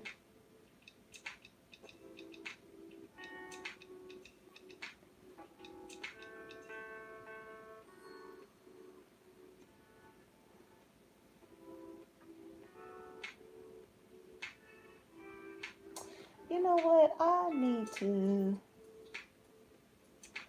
do something I keep forgetting to do. Let's see here. I can't see to save my life. It's too bright. I hate this bright white. Let's see. My channel.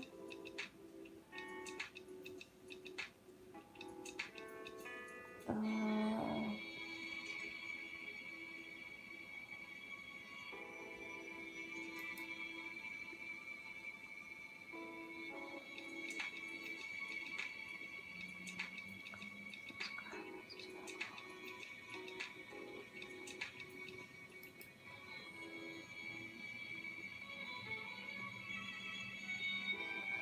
I know the next time I get a minute, I'm gonna make you a moderator if you don't mind, cause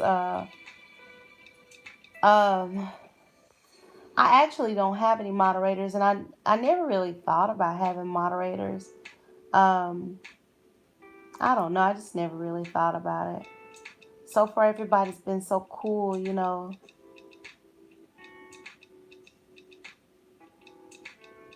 I know, because I don't want you to see my face. It's not that I don't want you to see my face. It's not that. I'm being silly. I really hate this. Like, for one thing, I'm pretty much laid back, and I don't really like people just viewing me all laid back. I don't want you to get, bad, angles or nothing. You might see something you don't need to see. No, no, I'm just being funny. I'm just being funny. You have to overlook me. I told you I have a terrible sense of humor. My sense of humor is bad. I have to I have to watch myself because I grew up around my dad, and he has an even worse sense of humor. He says stuff that is terrible all the time. And I'm a lot like him. When I get comfortable with the person, I'll say things and I don't even think about what I'm saying. And then I think about it later. I'm like, wait a minute, that didn't even sound right. Why did I say that? I have to think about it later. I'm like, oh God, that sounds horrible. What in the world was I thinking? See, it says paste new moderators channel URL. Okay, let me see if I can get your channel URL, and I'm gonna paste you in as a moderator. A lot of the stuff I really don't know how to do it myself, but I'm teaching myself. And it's nothing, like, it's not really bad. I guess once you get to a certain age, you don't really care. You just say whatever come to your mind. But depending on your age, when you grow up in a different time, you don't think about what you're saying because you don't think it's no harm in saying it. But nowadays, you have to be careful because you might offend somebody if you say the wrong thing to them. I try to always be mindful. I know when I worked in management, I was always trying to be mindful of other people because I didn't want anybody to think I was trying to like flirt with them or anything like that. Because Lord knows I am not trying to get myself in trouble because of no mess like that. You can just be minding your own business, not even trying to do anything wrong. And if you say the wrong thing, you can find yourself in a lot of trouble. So I try to be careful. I try to be careful with what I say. I ain't trying to get in no trouble. Okay, I think I just made you a moderator, maybe. Yeah, you got a blue ridge. Woohoo!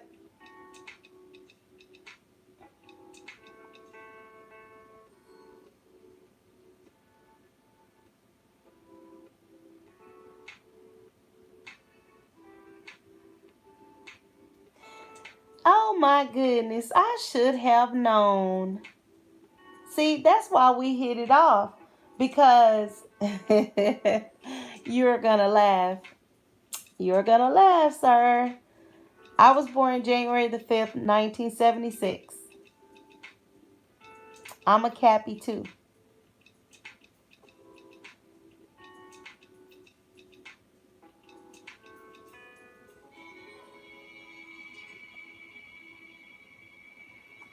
Yep. That's one thing that I learned. One or two things happens when I come in contact with another goat. Either we're best of friends or we can't stand each other. One of the two. It never fails. My sister was born January the 1st, 1975, and we can't stand each other. We do not give we love each other. We love each other. That's because you're such a cool and faithful guy. That's why you mod because people can trust you. You know, my my sister and I, we can be so good around each other, for a short period of time. And then all of a sudden, up out of the blue, one of us will say or do something, and bam, for months, we will not talk to each other. We will not go around each other. We just leave each other alone because if we get around each other, we will end up getting into it. It never fails. So we learned over the years when there's problems, when we have problems with each other, just leave each other alone so we don't like butt heads because we're both very stubborn. We're both goats. I was the good girl. I was always the good girl. And she was always the bad girl. I don't know, it's just I just wouldn't do it. Like other people would go drinking, they would go party and stuff like that. I just didn't find no value in that because I would see too many people getting in trouble.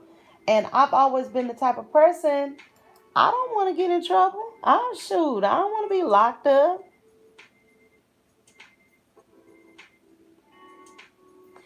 It's because you're cool, Jeff. I mean, you're a really cool guy. I'm gonna tell you something. Not many people would ever be invited out to my parents' property because I love my parents so much. I love them to death. And I feel like I can actually trust you. We've never met each other before. You know what I'm saying?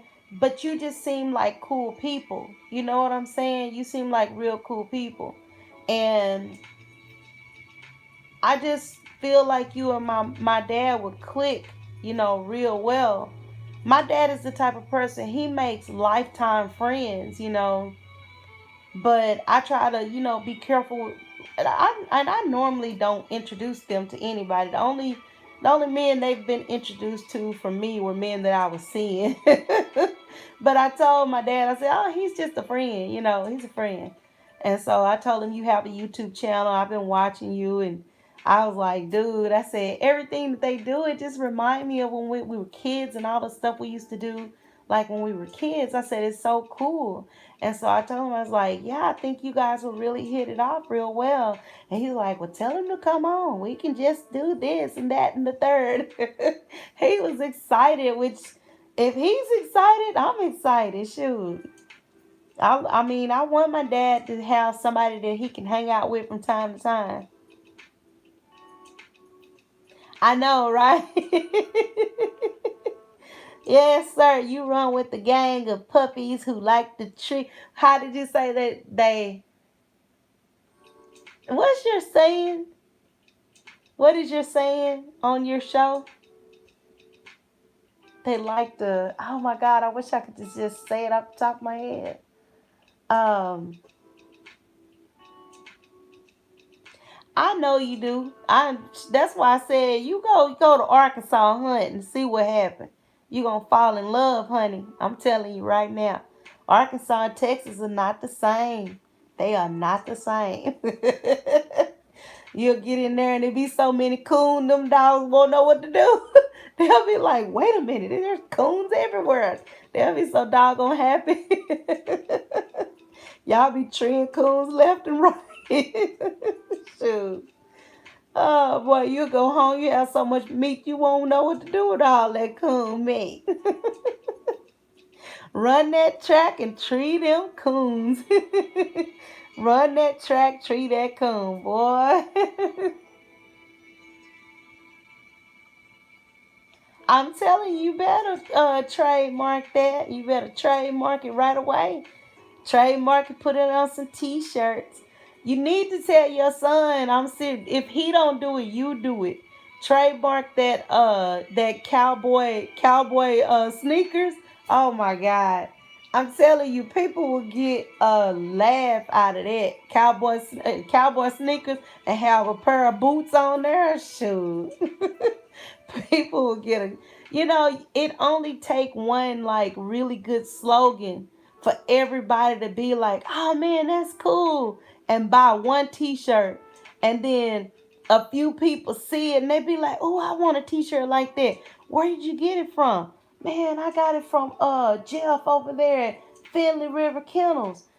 Man, I want me a t-shirt like that, and then get you a couple of caps like those, like the camouflage caps, and put cowboy sneakers on it and have a pair of boots. You'll be surprised how many guys would fall over you. Women would buy that because it's a lot of people who subscribe to the cowboy way of life. So they'll think that's cute and funny. Shoot, you better. I put it like this: you better do it before I do it. No, I wouldn't do you like that. I would never do anybody like that. But you better get on that and get to making that money. Look up and you be a millionaire. You're like, she told me to do it, and I did it, and now I'm a millionaire.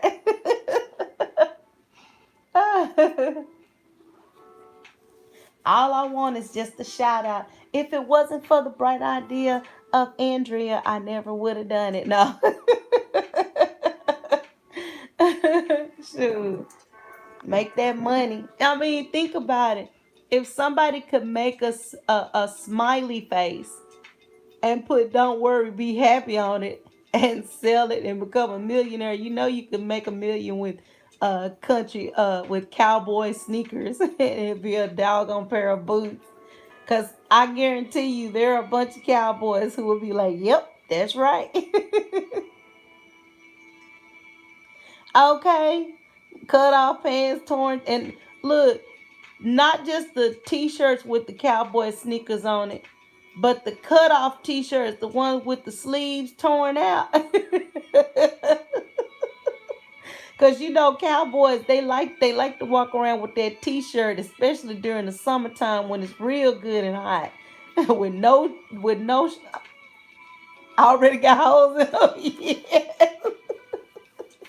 If they would buy holy pants, they'll buy a holy t-shirt. That's what they call that. They call that air conditioning. Shoot. Buy your t-shirt already pre-air conditioned. Prepare get you already prepared for the summer. You ain't got to tear a hole in it. We already tore it in there for you. Oh boy. Boy, y'all can have a whole market of just different cowboy wear. Shoot, y'all be making some money. I promise you, when you come back and tell me you made your big money from that, I say, see, I told you to go on and do it. All you have to do is listen to me, and you'll make that money. Oh Lord, don't listen to me on everything, cause I'll get you in trouble. Some things I probably get you in trouble. Pick and choose. You know how they say when you hear somebody talking, you have to learn how to get the good and spit out the bone. That's what you have to do with me. Get the good and spit out the bones. Oh Lord, she talking mess. I'm gonna go and let her talk some mess, and I pick through it, see if I can find some good stuff in her conversation. If it ain't no good, I just spit it all out.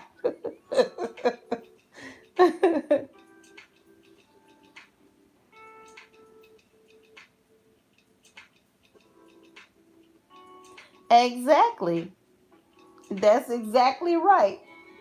50 and $100 for a pair of jeans that's already got holes in them.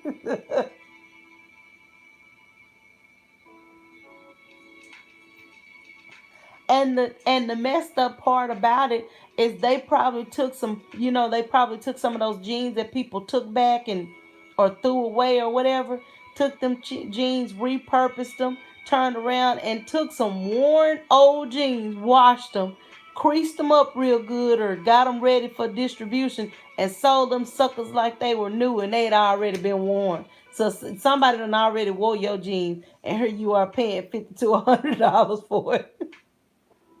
It sure is. TV shows.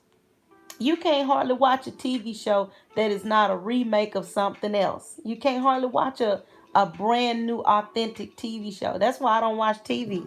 Because I feel like, and I certainly won't pay for cable. There ain't no way in this world I'm going to pay you to show me the same stuff over and over again. Ain't no way in this world. I'm just not going to do it. Why would I? Crazy. I can't. That would be, I don't know. Lord Jesus, let me stop because I'm gonna say something. I'm gonna say the wrong thing. Let me stop. Let me stop. Cable is a very big ripoff. That is a huge ripoff.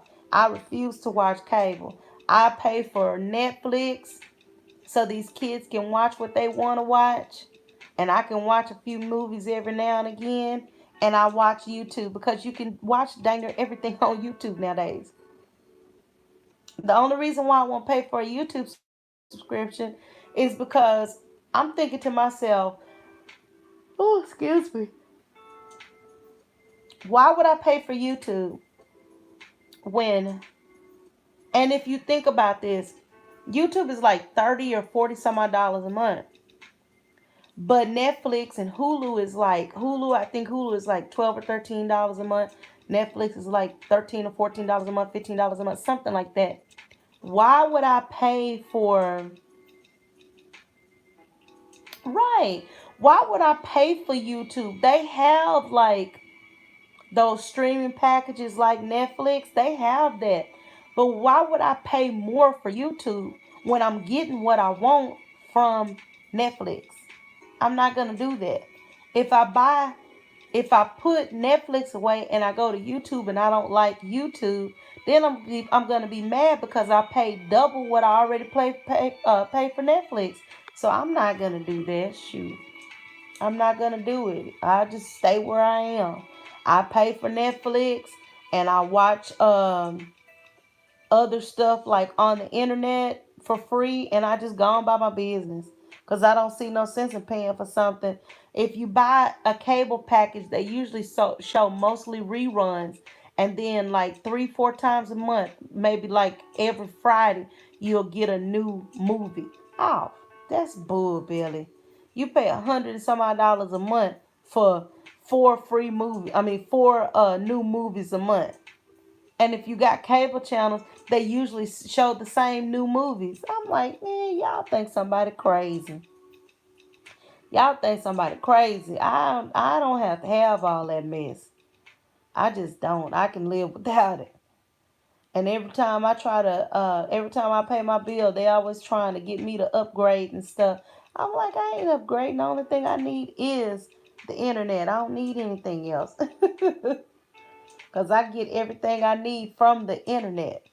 Now, if you can upgrade my uploading and my downloading and upgrade, that type of stuff, that would be wonderful.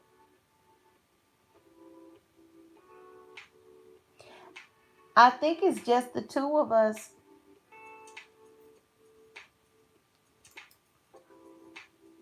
Yeah.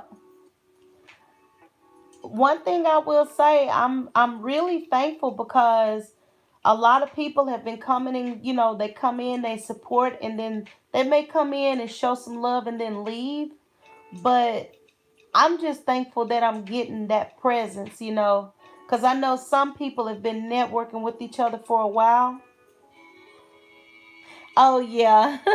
I forget about the moderators, honey. I do. I just don't. And with like I've had someone ask me to be a moderator and I was like, "Ooh, I don't know." Cuz I don't really just. But I went ahead and I was a mod for her and then I was a mod for somebody else. It's just I don't know. And then I started seeing why they were doing it because I was in somebody's live once and this person came in and they was talking all kinds of crazy stuff. And I just politely gave them the boot on out of there. Because, I mean, nobody wants that. Of course, I waited for her to say what she had to say and then I booted them right on out.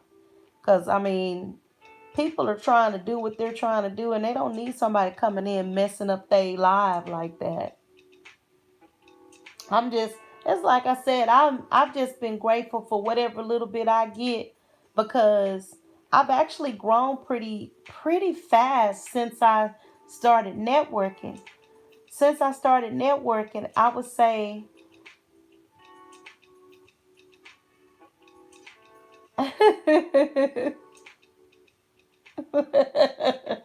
but that's showing that love. That's the thing. It's showing that love and kind of like giving you a sense of purpose. It kind of make you want to get in the groove and be part of all of the action. Um, Honestly, when I go to people's lives, I'm not even gonna lie. Sometimes I hope they don't ask me. And it's not because I don't want to help out. It's just because I don't know anybody. So I feel like inadequate or something. Plus, I don't want people to think that I'm being mean to them. I don't know, but I understand the reason for it, the reason behind it, because you got to take care of the live stream because there are some bad people out there doing the wrong thing. There are some.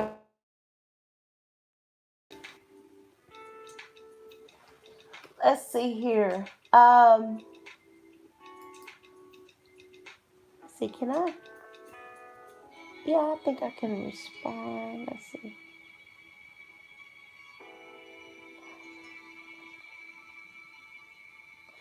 Okay. Hmm. I'm learning something new every day.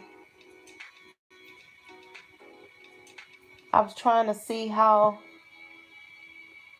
See.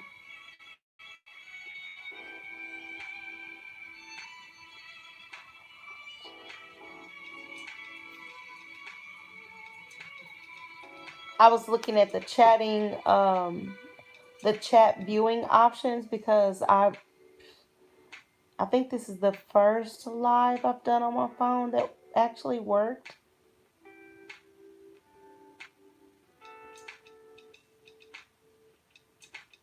Right, that's true because I'm looking at my computer because honestly, I can see I have the chat like fully open on my computer. On the cell phone, it goes so fast you don't have a chance to even read what it says. And so that's why I keep looking over here because I can look at the chat and see exactly what was said, like what I missed. See, that's another thing that I noticed when you have a blue wrench. When you have a blue wrench, you can talk as much as you want. You know what I'm saying? If you're the only person talking to someone in a chat, that's true too. If you're like, say for instance, you and I are talking to each other and you're responding back and forth to me, if you respond too much, the system will time you out. Not me, but the system. So when you give someone a blue wrench, that allows them to keep talking to you without being interrupted. That's one thing that I noticed. And I learned that when I was over at Pusa Studios. Because when I was in their live, they give everybody a wrench. And so anytime you come in their live, you can just keep talking, keep talking, keep talking, keep talking. And there's no stopping your chat. You're just constantly chatting because they gave you a blue wrench when you came through the door, pretty much.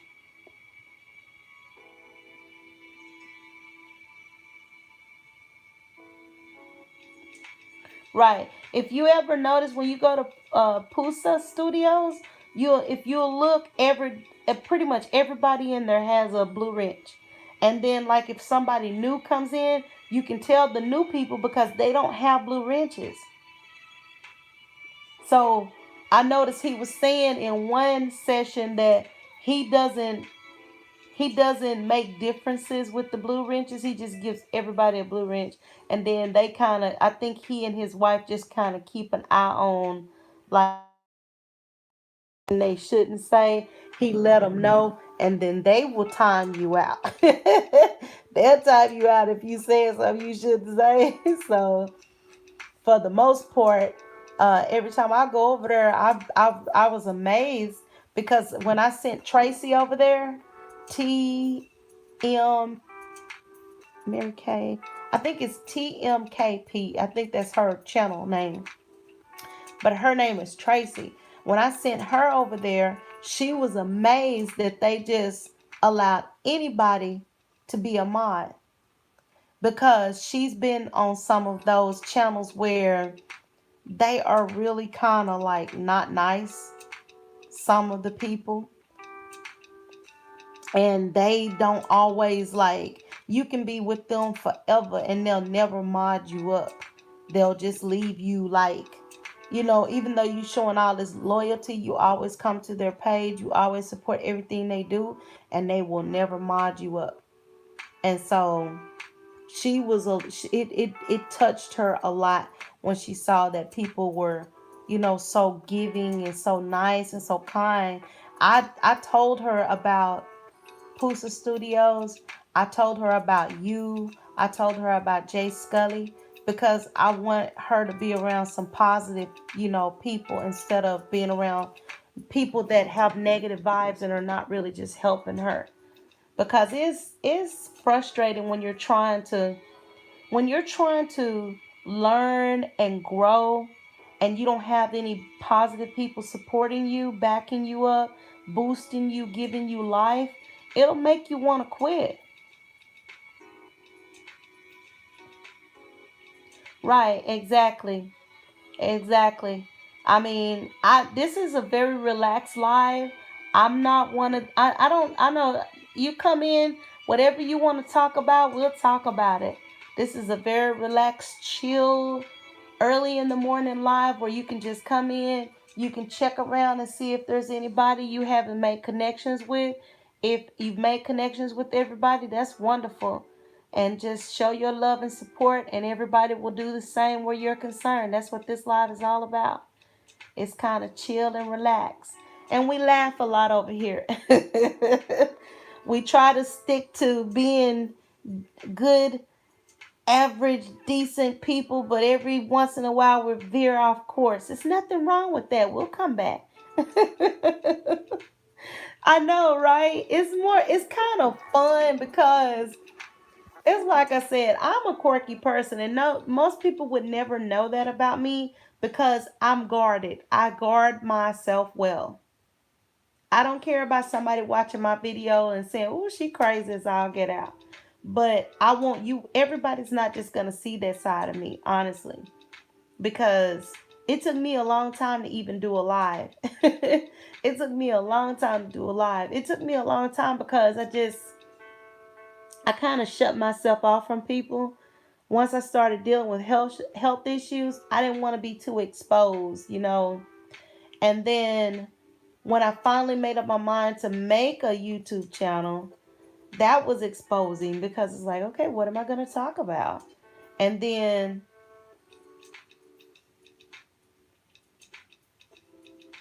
right, exactly, exactly. I don't know. It's like, to me, after some of the stuff that I saw going on YouTube, it's like I said, you came in a really positive way. The way I came in watching people just knock down, drag out, acting a fool. That's what I was like, I said, I can't be a part of this. This is not me. I don't like this.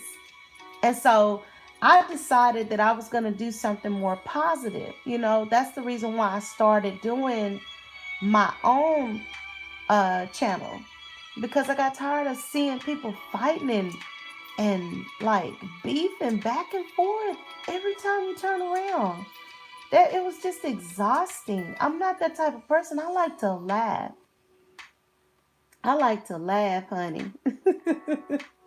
I like to sit here and just laugh for no reason. I mean, just see something funny, it tickle me. I get to laughing, be talking smack about it, and move on. Find something else to talk about. That's what I like. I don't like all that fighting. Forget that. That's for people who ain't got nothing better to do. Oh my goodness. It's like I said, I have a quirky sense of humor. Oh, oh my goodness. Okay. See, I don't have to deal with those problems anymore. Thank you, Jesus. Thank you. I let go of all those problems 3 years ago. Yes, yes, yes. Actually, well, it has been 3 years. I let go of the problems 3 years officially. I let go of those problems a year ago, but after 3 years of being by myself, after 2 years of being by myself, finally 3 years ago, a year ago, I was just like, okay, I'm ready to be done with this. And once I was done with it, I was done. I get nothing but love and sweet things and just joy and light. No fussing, no arguing, no bickering, no BS. Thank you, Jesus. I ain't got time for that. Whew, I ain't got time for that. I just don't. I do not have time for that. I don't know. To me, life is too short to be angry. It's too short for foolishness. I don't know. It's something weird going on because used to you could just be in love with somebody, just cuddle up with them and love on them. But now people don't want to be loving. They don't want to be lovable. Oh, you might need prayer. Are you the one being ornery in your relationship? Are you the one acting out? Shoot, I don't understand. To me, I don't understand what happened. It seemed like something changed because relationships used to be, it's like your wife or your husband used to be your best friend, your buddy. But now people just, it's like there's no, not yet. What do you mean, no, not yet? What do you mean?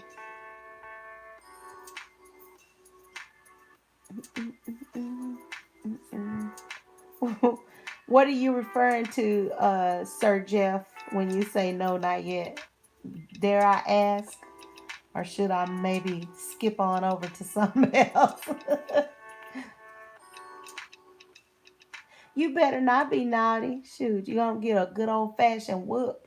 I come out there and find the biggest branch you got. Give you a good old fashioned whooping. Get through roasting them buns, you won't act up no more. I don't believe in leading people into doing bad things. At least I try not to.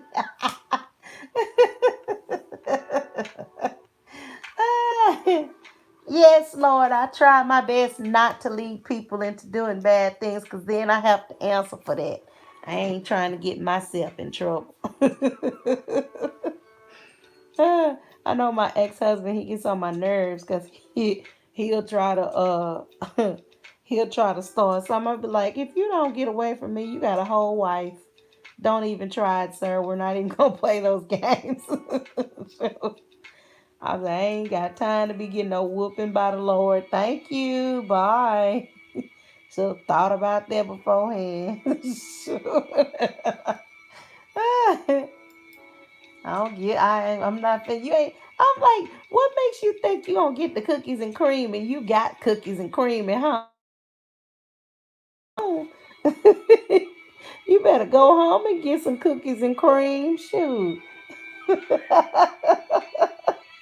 Lord forgive me, please. My mouth and my mind, boy. Girl, you just come up with anything. That's why I write, because this mind comes up with anything. Cookies and cream. Oh Lord. Oh my goodness. That's good. That is good. That oh, thank you, Jesus. That's good. That's what you need, honey. They probably know you. They probably know if they let you go anywhere by yourself, you a show out. They trying to keep your butt in line. That's what you need. You need some chaperones. That's good. That'll keep you right. Oh boy, that's what you need, honey. Cause you know what? I'll tell you just like this. You're not the only bad boy in the world. There's a lot of bad boys in this world. They get half a centimeter of opportunity. They'll slip up and do the wrong thing. So that's what you need. Two chaperones. One older one younger one to keep an eye on you and make sure you're doing what you're supposed to be doing. Ay, what you say? What did you say? Let me find it. Let me find it. Let me find it. Let me find it. Yes, honey. Yes, yes, yes. Gotta make sure you keep you on track. Yes, indeed. See, I have to keep both eyes on you because you're a bad boy. Oh boy.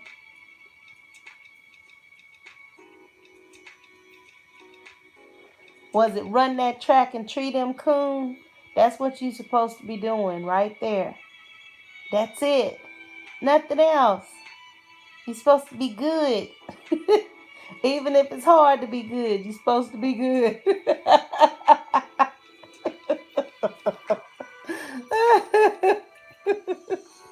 That's what it's all about in this life. You got to be good because if you're not good, bad things will happen to you and you'll have a harder time.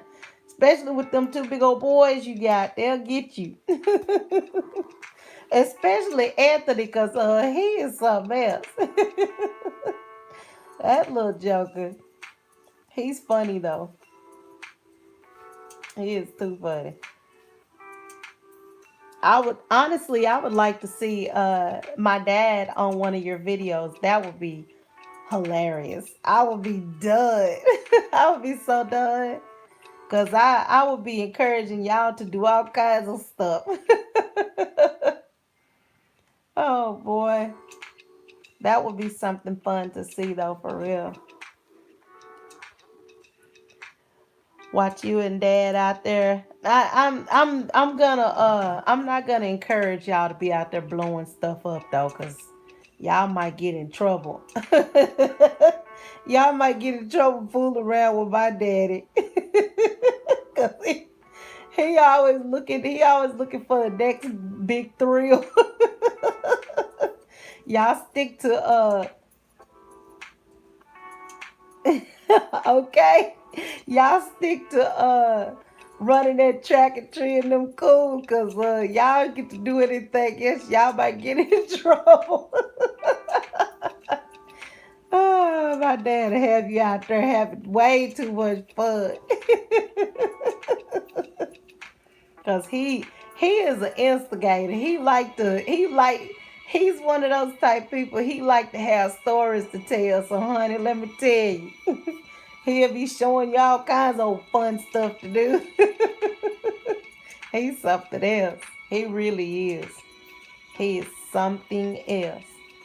I don't think I've met a few guys in my life who is fun as almost as much fun as he is. He's a fun fella. He knows all kinds of interesting little old hunting and fishing places. He know all kinds of fun little places. Y'all be all over Arkansas doing all kinds of stuff. By the time you get home, you have so many uploads, so many live, and you have so many people be like, where in the world were you at and what in the world was you doing? I met this one YouTuber, Black Conspiracy TV. I met her dad, and boy, we had a good time. y'all be doing it all, honey. Your channel be done blew up. You'll be famous. You'll be YouTube famous hanging out with him. He's a mess. Everybody be talking about, ooh, I want to collab with you.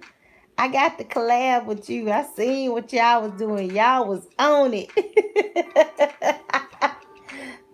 Y'all was having too much fun. Who was that man you was hanging out with the other day? Oh boy, he likes to get out there, shoot them guns. He's got a whole target practice thing set up out there. And when he gets visitors, he likes to get out there, shoot the guns, shoot the bows. He likes to get out in them woods and just do all kind, guy stuff, pill around doing man stuff. He's shoot. All he like is just to have somebody that's willing to do something with it. He ready and raring to go. Oh boy, he's a mess.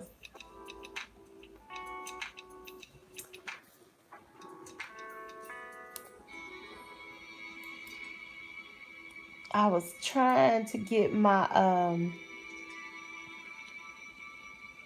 you're gonna have to hit me up on my email, my YouTube email. I'm not gonna put my number out because, well, for one reason, because there are some people that I've done some exposés on. And if they get my phone number, they'll be able to find me, and then they'll be in Texas getting messed up, so they don't want to do that. They don't want to come over here messing with me. Some of these people on YouTube are real crazy. But I'm gonna give you my email so you can get in contact with me, and that way I can get you and my dad hooked up so y'all can go out there and film all kinds of fun stuff. I can't. I'm serious. I can't wait to see it. I'm not even gonna lie. I can't wait to see it. I honestly, I think I think you guys will have a great time, and I honestly am excited to see this go down. I'm not even gonna lie to you, cause boy, I'm telling you, you've got a good personality, and then you like to get out there and show out a little bit. So yeah, I just can't wait to see it. Something tells me that you guys will be magic together. Oh God, y'all be out there showing out. Oh Lord, let me get my. I'm trying to get my email address. If you haven't already come up with an email address for your YouTube channel, you should get you one. And it's easy to make. All you have to do is just use the same Finley Finley River Kennels Jeff Lackey at gmail.com. Whatever the name of your is, let that be the same name of your let that be the same name of your Gmail account. That way, should you need to take care of business, you can let people use that particular Gmail, and you can just check it from time to time, like once you start getting sponsors and stuff like that, because it'll make it a lot easier on you instead of using like your personal Gmail. Okay.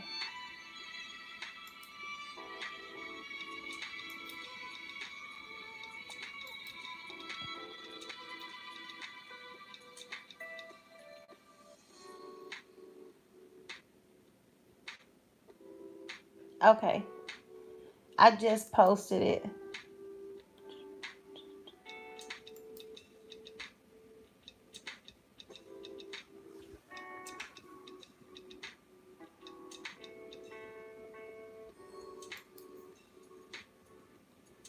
Lord, that is so bright. Okay, I think that's where I want it to be. Do you see it? Do you see it on the screen?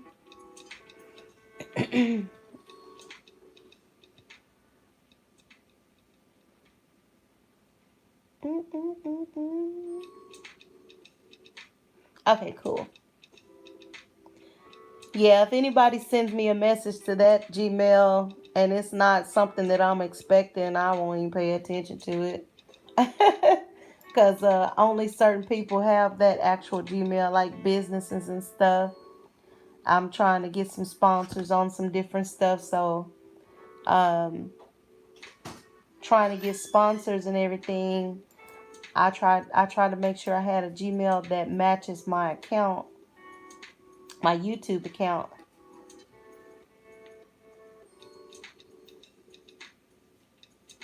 Do, do, do.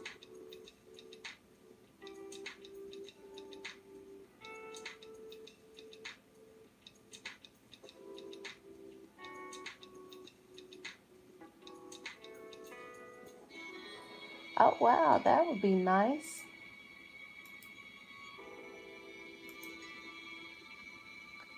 Okay, in response to your Kobe Pomalo.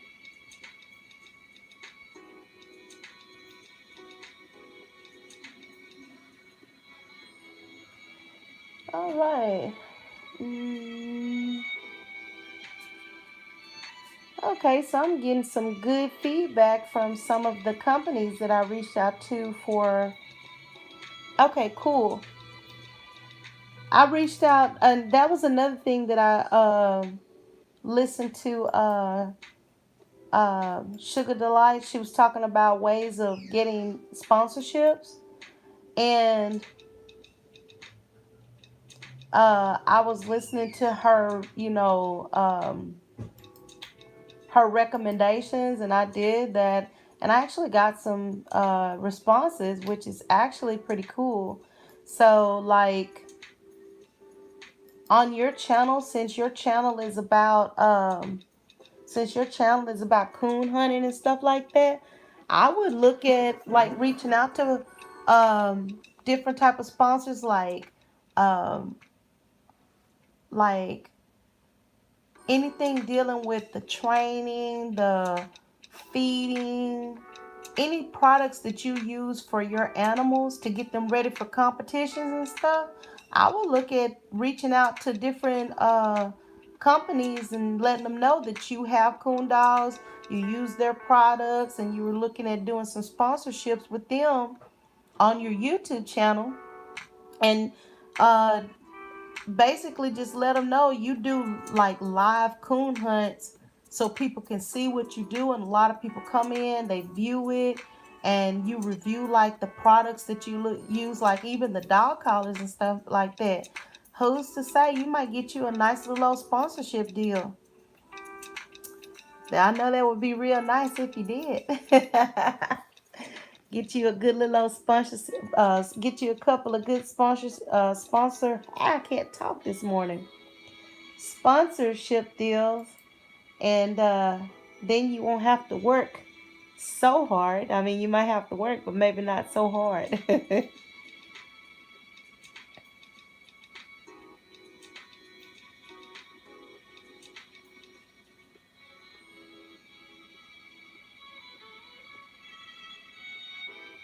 That's good. I mean, and you could even like on like when you're walking around at home sometimes and you're out there talking about the work and stuff that you have to do, you could plug his feed store, you could plug that particular store if he sponsors you, and you can tell him, well, I'll make sure I plug you on my YouTube channel. And of course, you have other people like live in surrounding areas that come and watch your channel. And so when you're plugging this feed store and talking about the good products that you get from him, and like the different feed that you get for your animals and where you get that feed from, look at the my like especially like dog coats and their health and stuff like that, having good teeth, having their qualities, and you can say, well, this is where I get their food, or you know what I'm saying? If you're promoting that store, if he's sponsoring you and you're promoting him, then that works both ways. You know what I'm saying? Because that's what it's all about, advertisement and drumming up more customer support based on advertisement. Oh, Lordy mercy.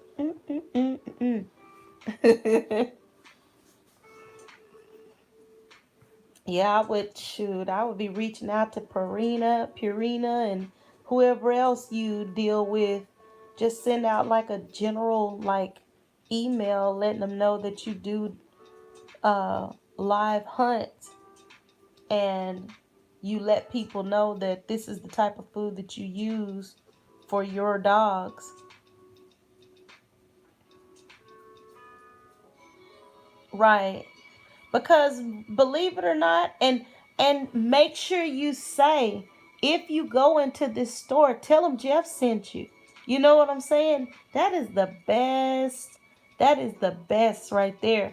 Because if they get a substantial number of people coming in there looking for stuff, and saying, oh, by the way, Jeff sent me over here, that'll look real sweet for you. You know what I'm saying? And they'll want to offer you more sponsorship. You know what I'm saying?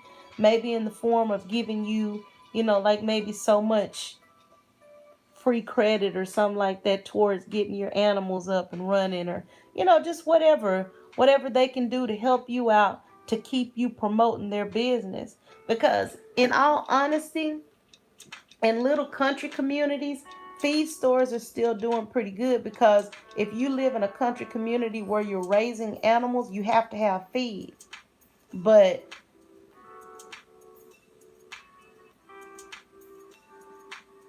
okay, see?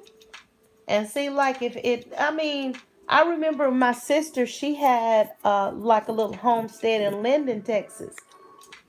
She had chickens and goats and chickens, goats.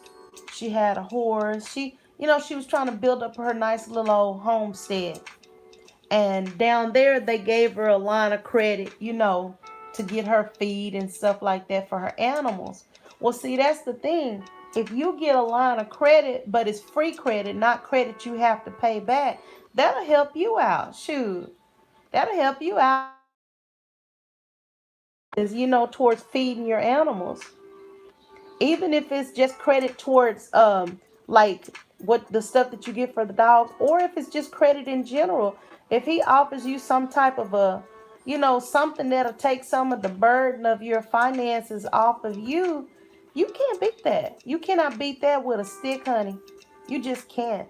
That's, see, what most people don't understand about sponsorship. If a sponsorship is offering you money, that's wonderful. But if a sponsorship, say if they're offering you $300 a month or $200 a month, if you bring in a certain number of people towards your monthly purchase of whatever stuff that you purchase from them anyway, that saves you $200 a month. That means every month, instead of you spending that $200 on what you're spending to keep your animals up, you get to keep that in your pocket. You can't beat that, because you have to, sweetheart. I worked as a manager at a restaurant. There ain't nothing easy about it. Your job is a pain in the tuchus. You have to deal with people, you have to deal with problems, you always dealing with something. And then you got a mountain of paperwork that you have to deal with. So exactly. The more you can save, and every month you see yourself saving, you can take that $200 and put it in a savings account. You see that money stacking up. That'll make you feel good, because you got, like, some little money that you can play around with. People don't realize, shoot, credit is good, especially if it's free credit. If it's free credit, you ain't got to pay it back. Shoot. Even if it's $100 a month, shoot, $50 a month. Every little bit counts. Shoot. And you drive a truck too. I already know you be putting gas in that truck, honey. And you like to move around too. You always going to different places, honey. Shoot, every little bit counts. Every little bit counts, sir. You better get in there and make your money. Get you some good credit, get you some good something, shoot.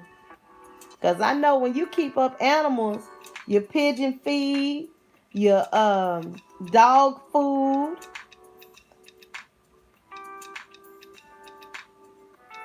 All right, that is so cool. Yay! Let me find out Jeff trying to do some things. Go on then, Big Daddy. Do it. Go on, big boy, get it. Get in there and get it. That's what I'm talking about. I know you feel good about that because for a minute there, I noticed your hand wasn't moving that much, but shoot, it moved on up there, didn't it? Now you need to hit that next milestone. And you need to, when you do your videos, at least make your videos at least a good 10, 15 minutes. At least make them a good 10, 15 minutes of action. Even if they don't get the coon. Okay, thank you. Let's get that 1K, sweetheart. Let's do that. Let's do that. Come on now. When you do your videos, at least make them 10 minutes. At least. You know what I'm saying? So you can get plenty of time, plenty of watch time. Because your videos are action packed. People love action. And so if they're watching those dogs and they just going off and they just going off and y'all shining the light up there trying to find that coon and you blowing your little, the what do you call it? I was finna say whistle. I know it's not a whistle, it's a call is what it is.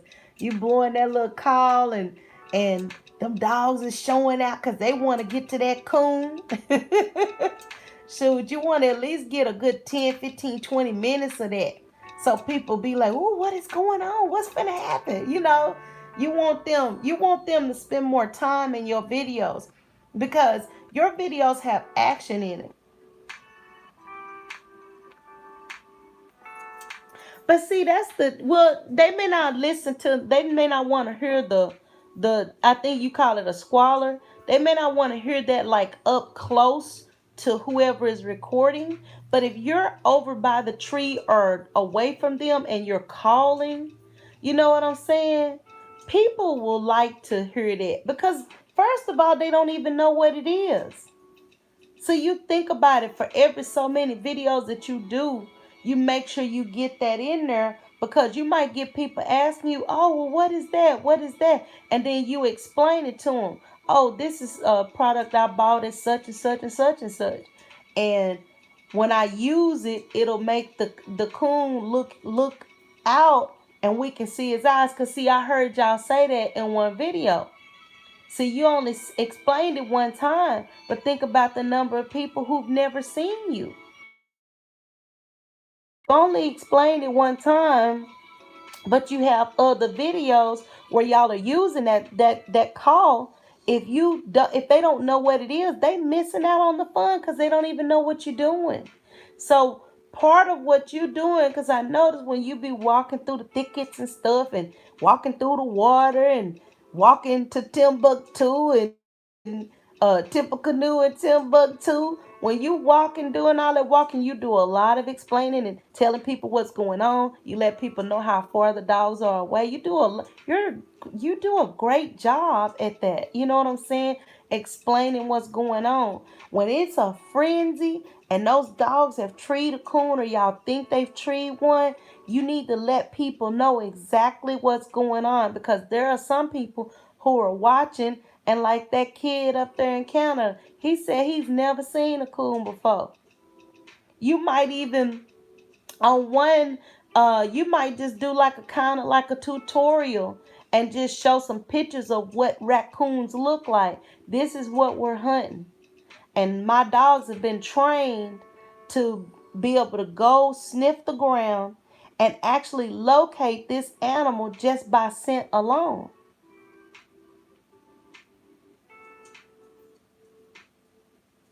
Right. And it's not so much that, because y'all's videos are very, very, very good. It's so much action. That's the reason why people will come and sit in your live and watch you hunting for coons, and they ain't never seen nothing like that before in their life. Cause you think about some city slickers, they're not interested in hunting and stuff like that. But y'all make it so fun, cause when y'all out there, you and them boys and your cousin, y'all just be showing out and talking and carrying on, and that's hilarious to people. So you might do every so often, just like let people know what it is you do. You take the, like, I was watching one of your earlier videos, and it was showing two puppies, and your son had a raccoon tail.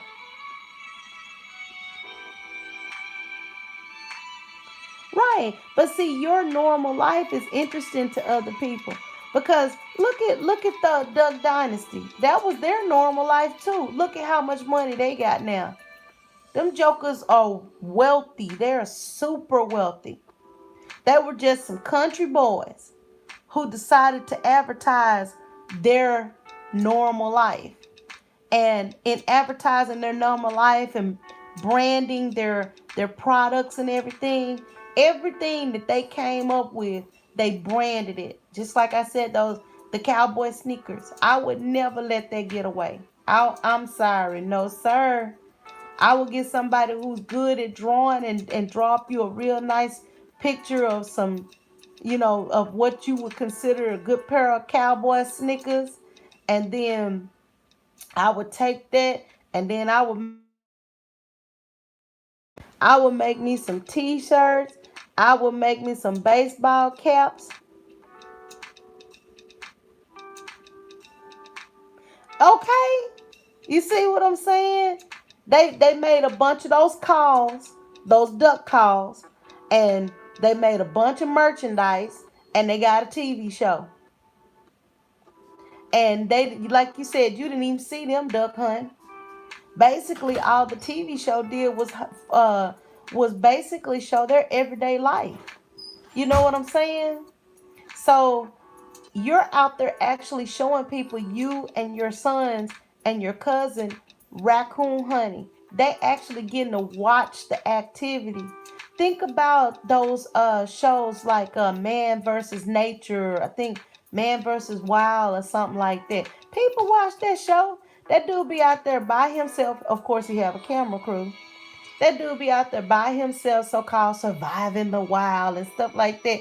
Look at how much that man gets, so many views. Ain't no telling how much money he make doing those nature shows. This is your everyday real life. So if you can make money doing your everyday real life, man, you better get on it. You better you better run that track and treat that cash.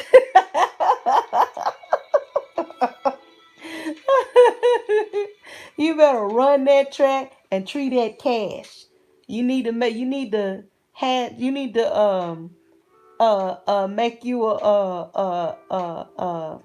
you need to trademark that too, honey. Run that track and look up in the tree and have a bag of cash up there. Shoot, you better get on it and make that money. Then you have everybody calling you Big Daddy. You have to excuse me. I'm getting sleepy. I start getting sleepy. I just start talking crazy stuff. But you know what? The people who make the most money, they get one good idea. And that one good idea will produce 10 good ideas. And the next thing you know, they're a billionaire. Shoot, run that track and treat them coons. You better get on that. Because, honey, I'm telling you, it's a lot of people, like, a lot of the people that I talk to, when they go over to your channel and they get to seeing what y'all doing, I notice I start seeing them pop up in your lives. Oh, Lord, do you have to go to work today? You'll sit up on this internet You even I noticed the other day you got off with me, and then I seen you somewhere else. I said, "This man don't never get no sleep." Oh, you are terrible. You need to go to bed. I don't see how you make it. You can't be getting that much sleep.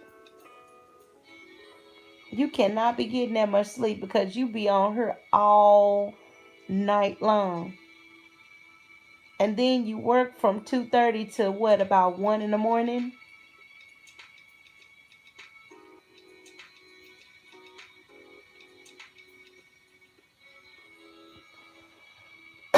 Excuse me.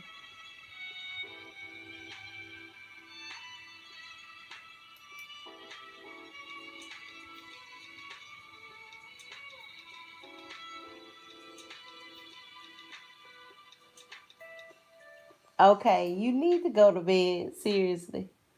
Cause honey, let me tell you something. One of these days all of this staying up is gonna hit you. Plus on top of it, you gotta think about the fact you gotta stay healthy. You can't stay healthy if you're not getting adequate rest, sir. I appreciate you hanging out with me for so long. I really do. But I would like you to be here to hang out with me. Plus, on top of it, you got to make that $1 million so you can take me out to dinner or something. Or we can go to Philippines together. You'll behave yourself too. That'll be my payment for coming up with ideas. I just want to go to the Philippines. You ain't got to stay with me, but you can take me. I can find my way back.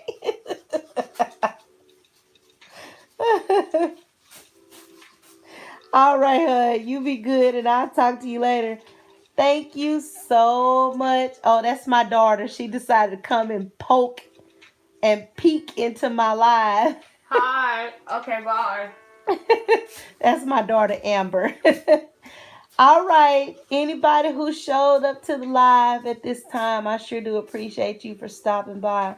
Jeff, I certainly thank you, hon. You are one in a million. Thank you guys so much for stopping by. This is Black Conspiracy TV, BADTV. I love you guys, and I appreciate you watching. You guys have a wonderful night or a wonderful morning.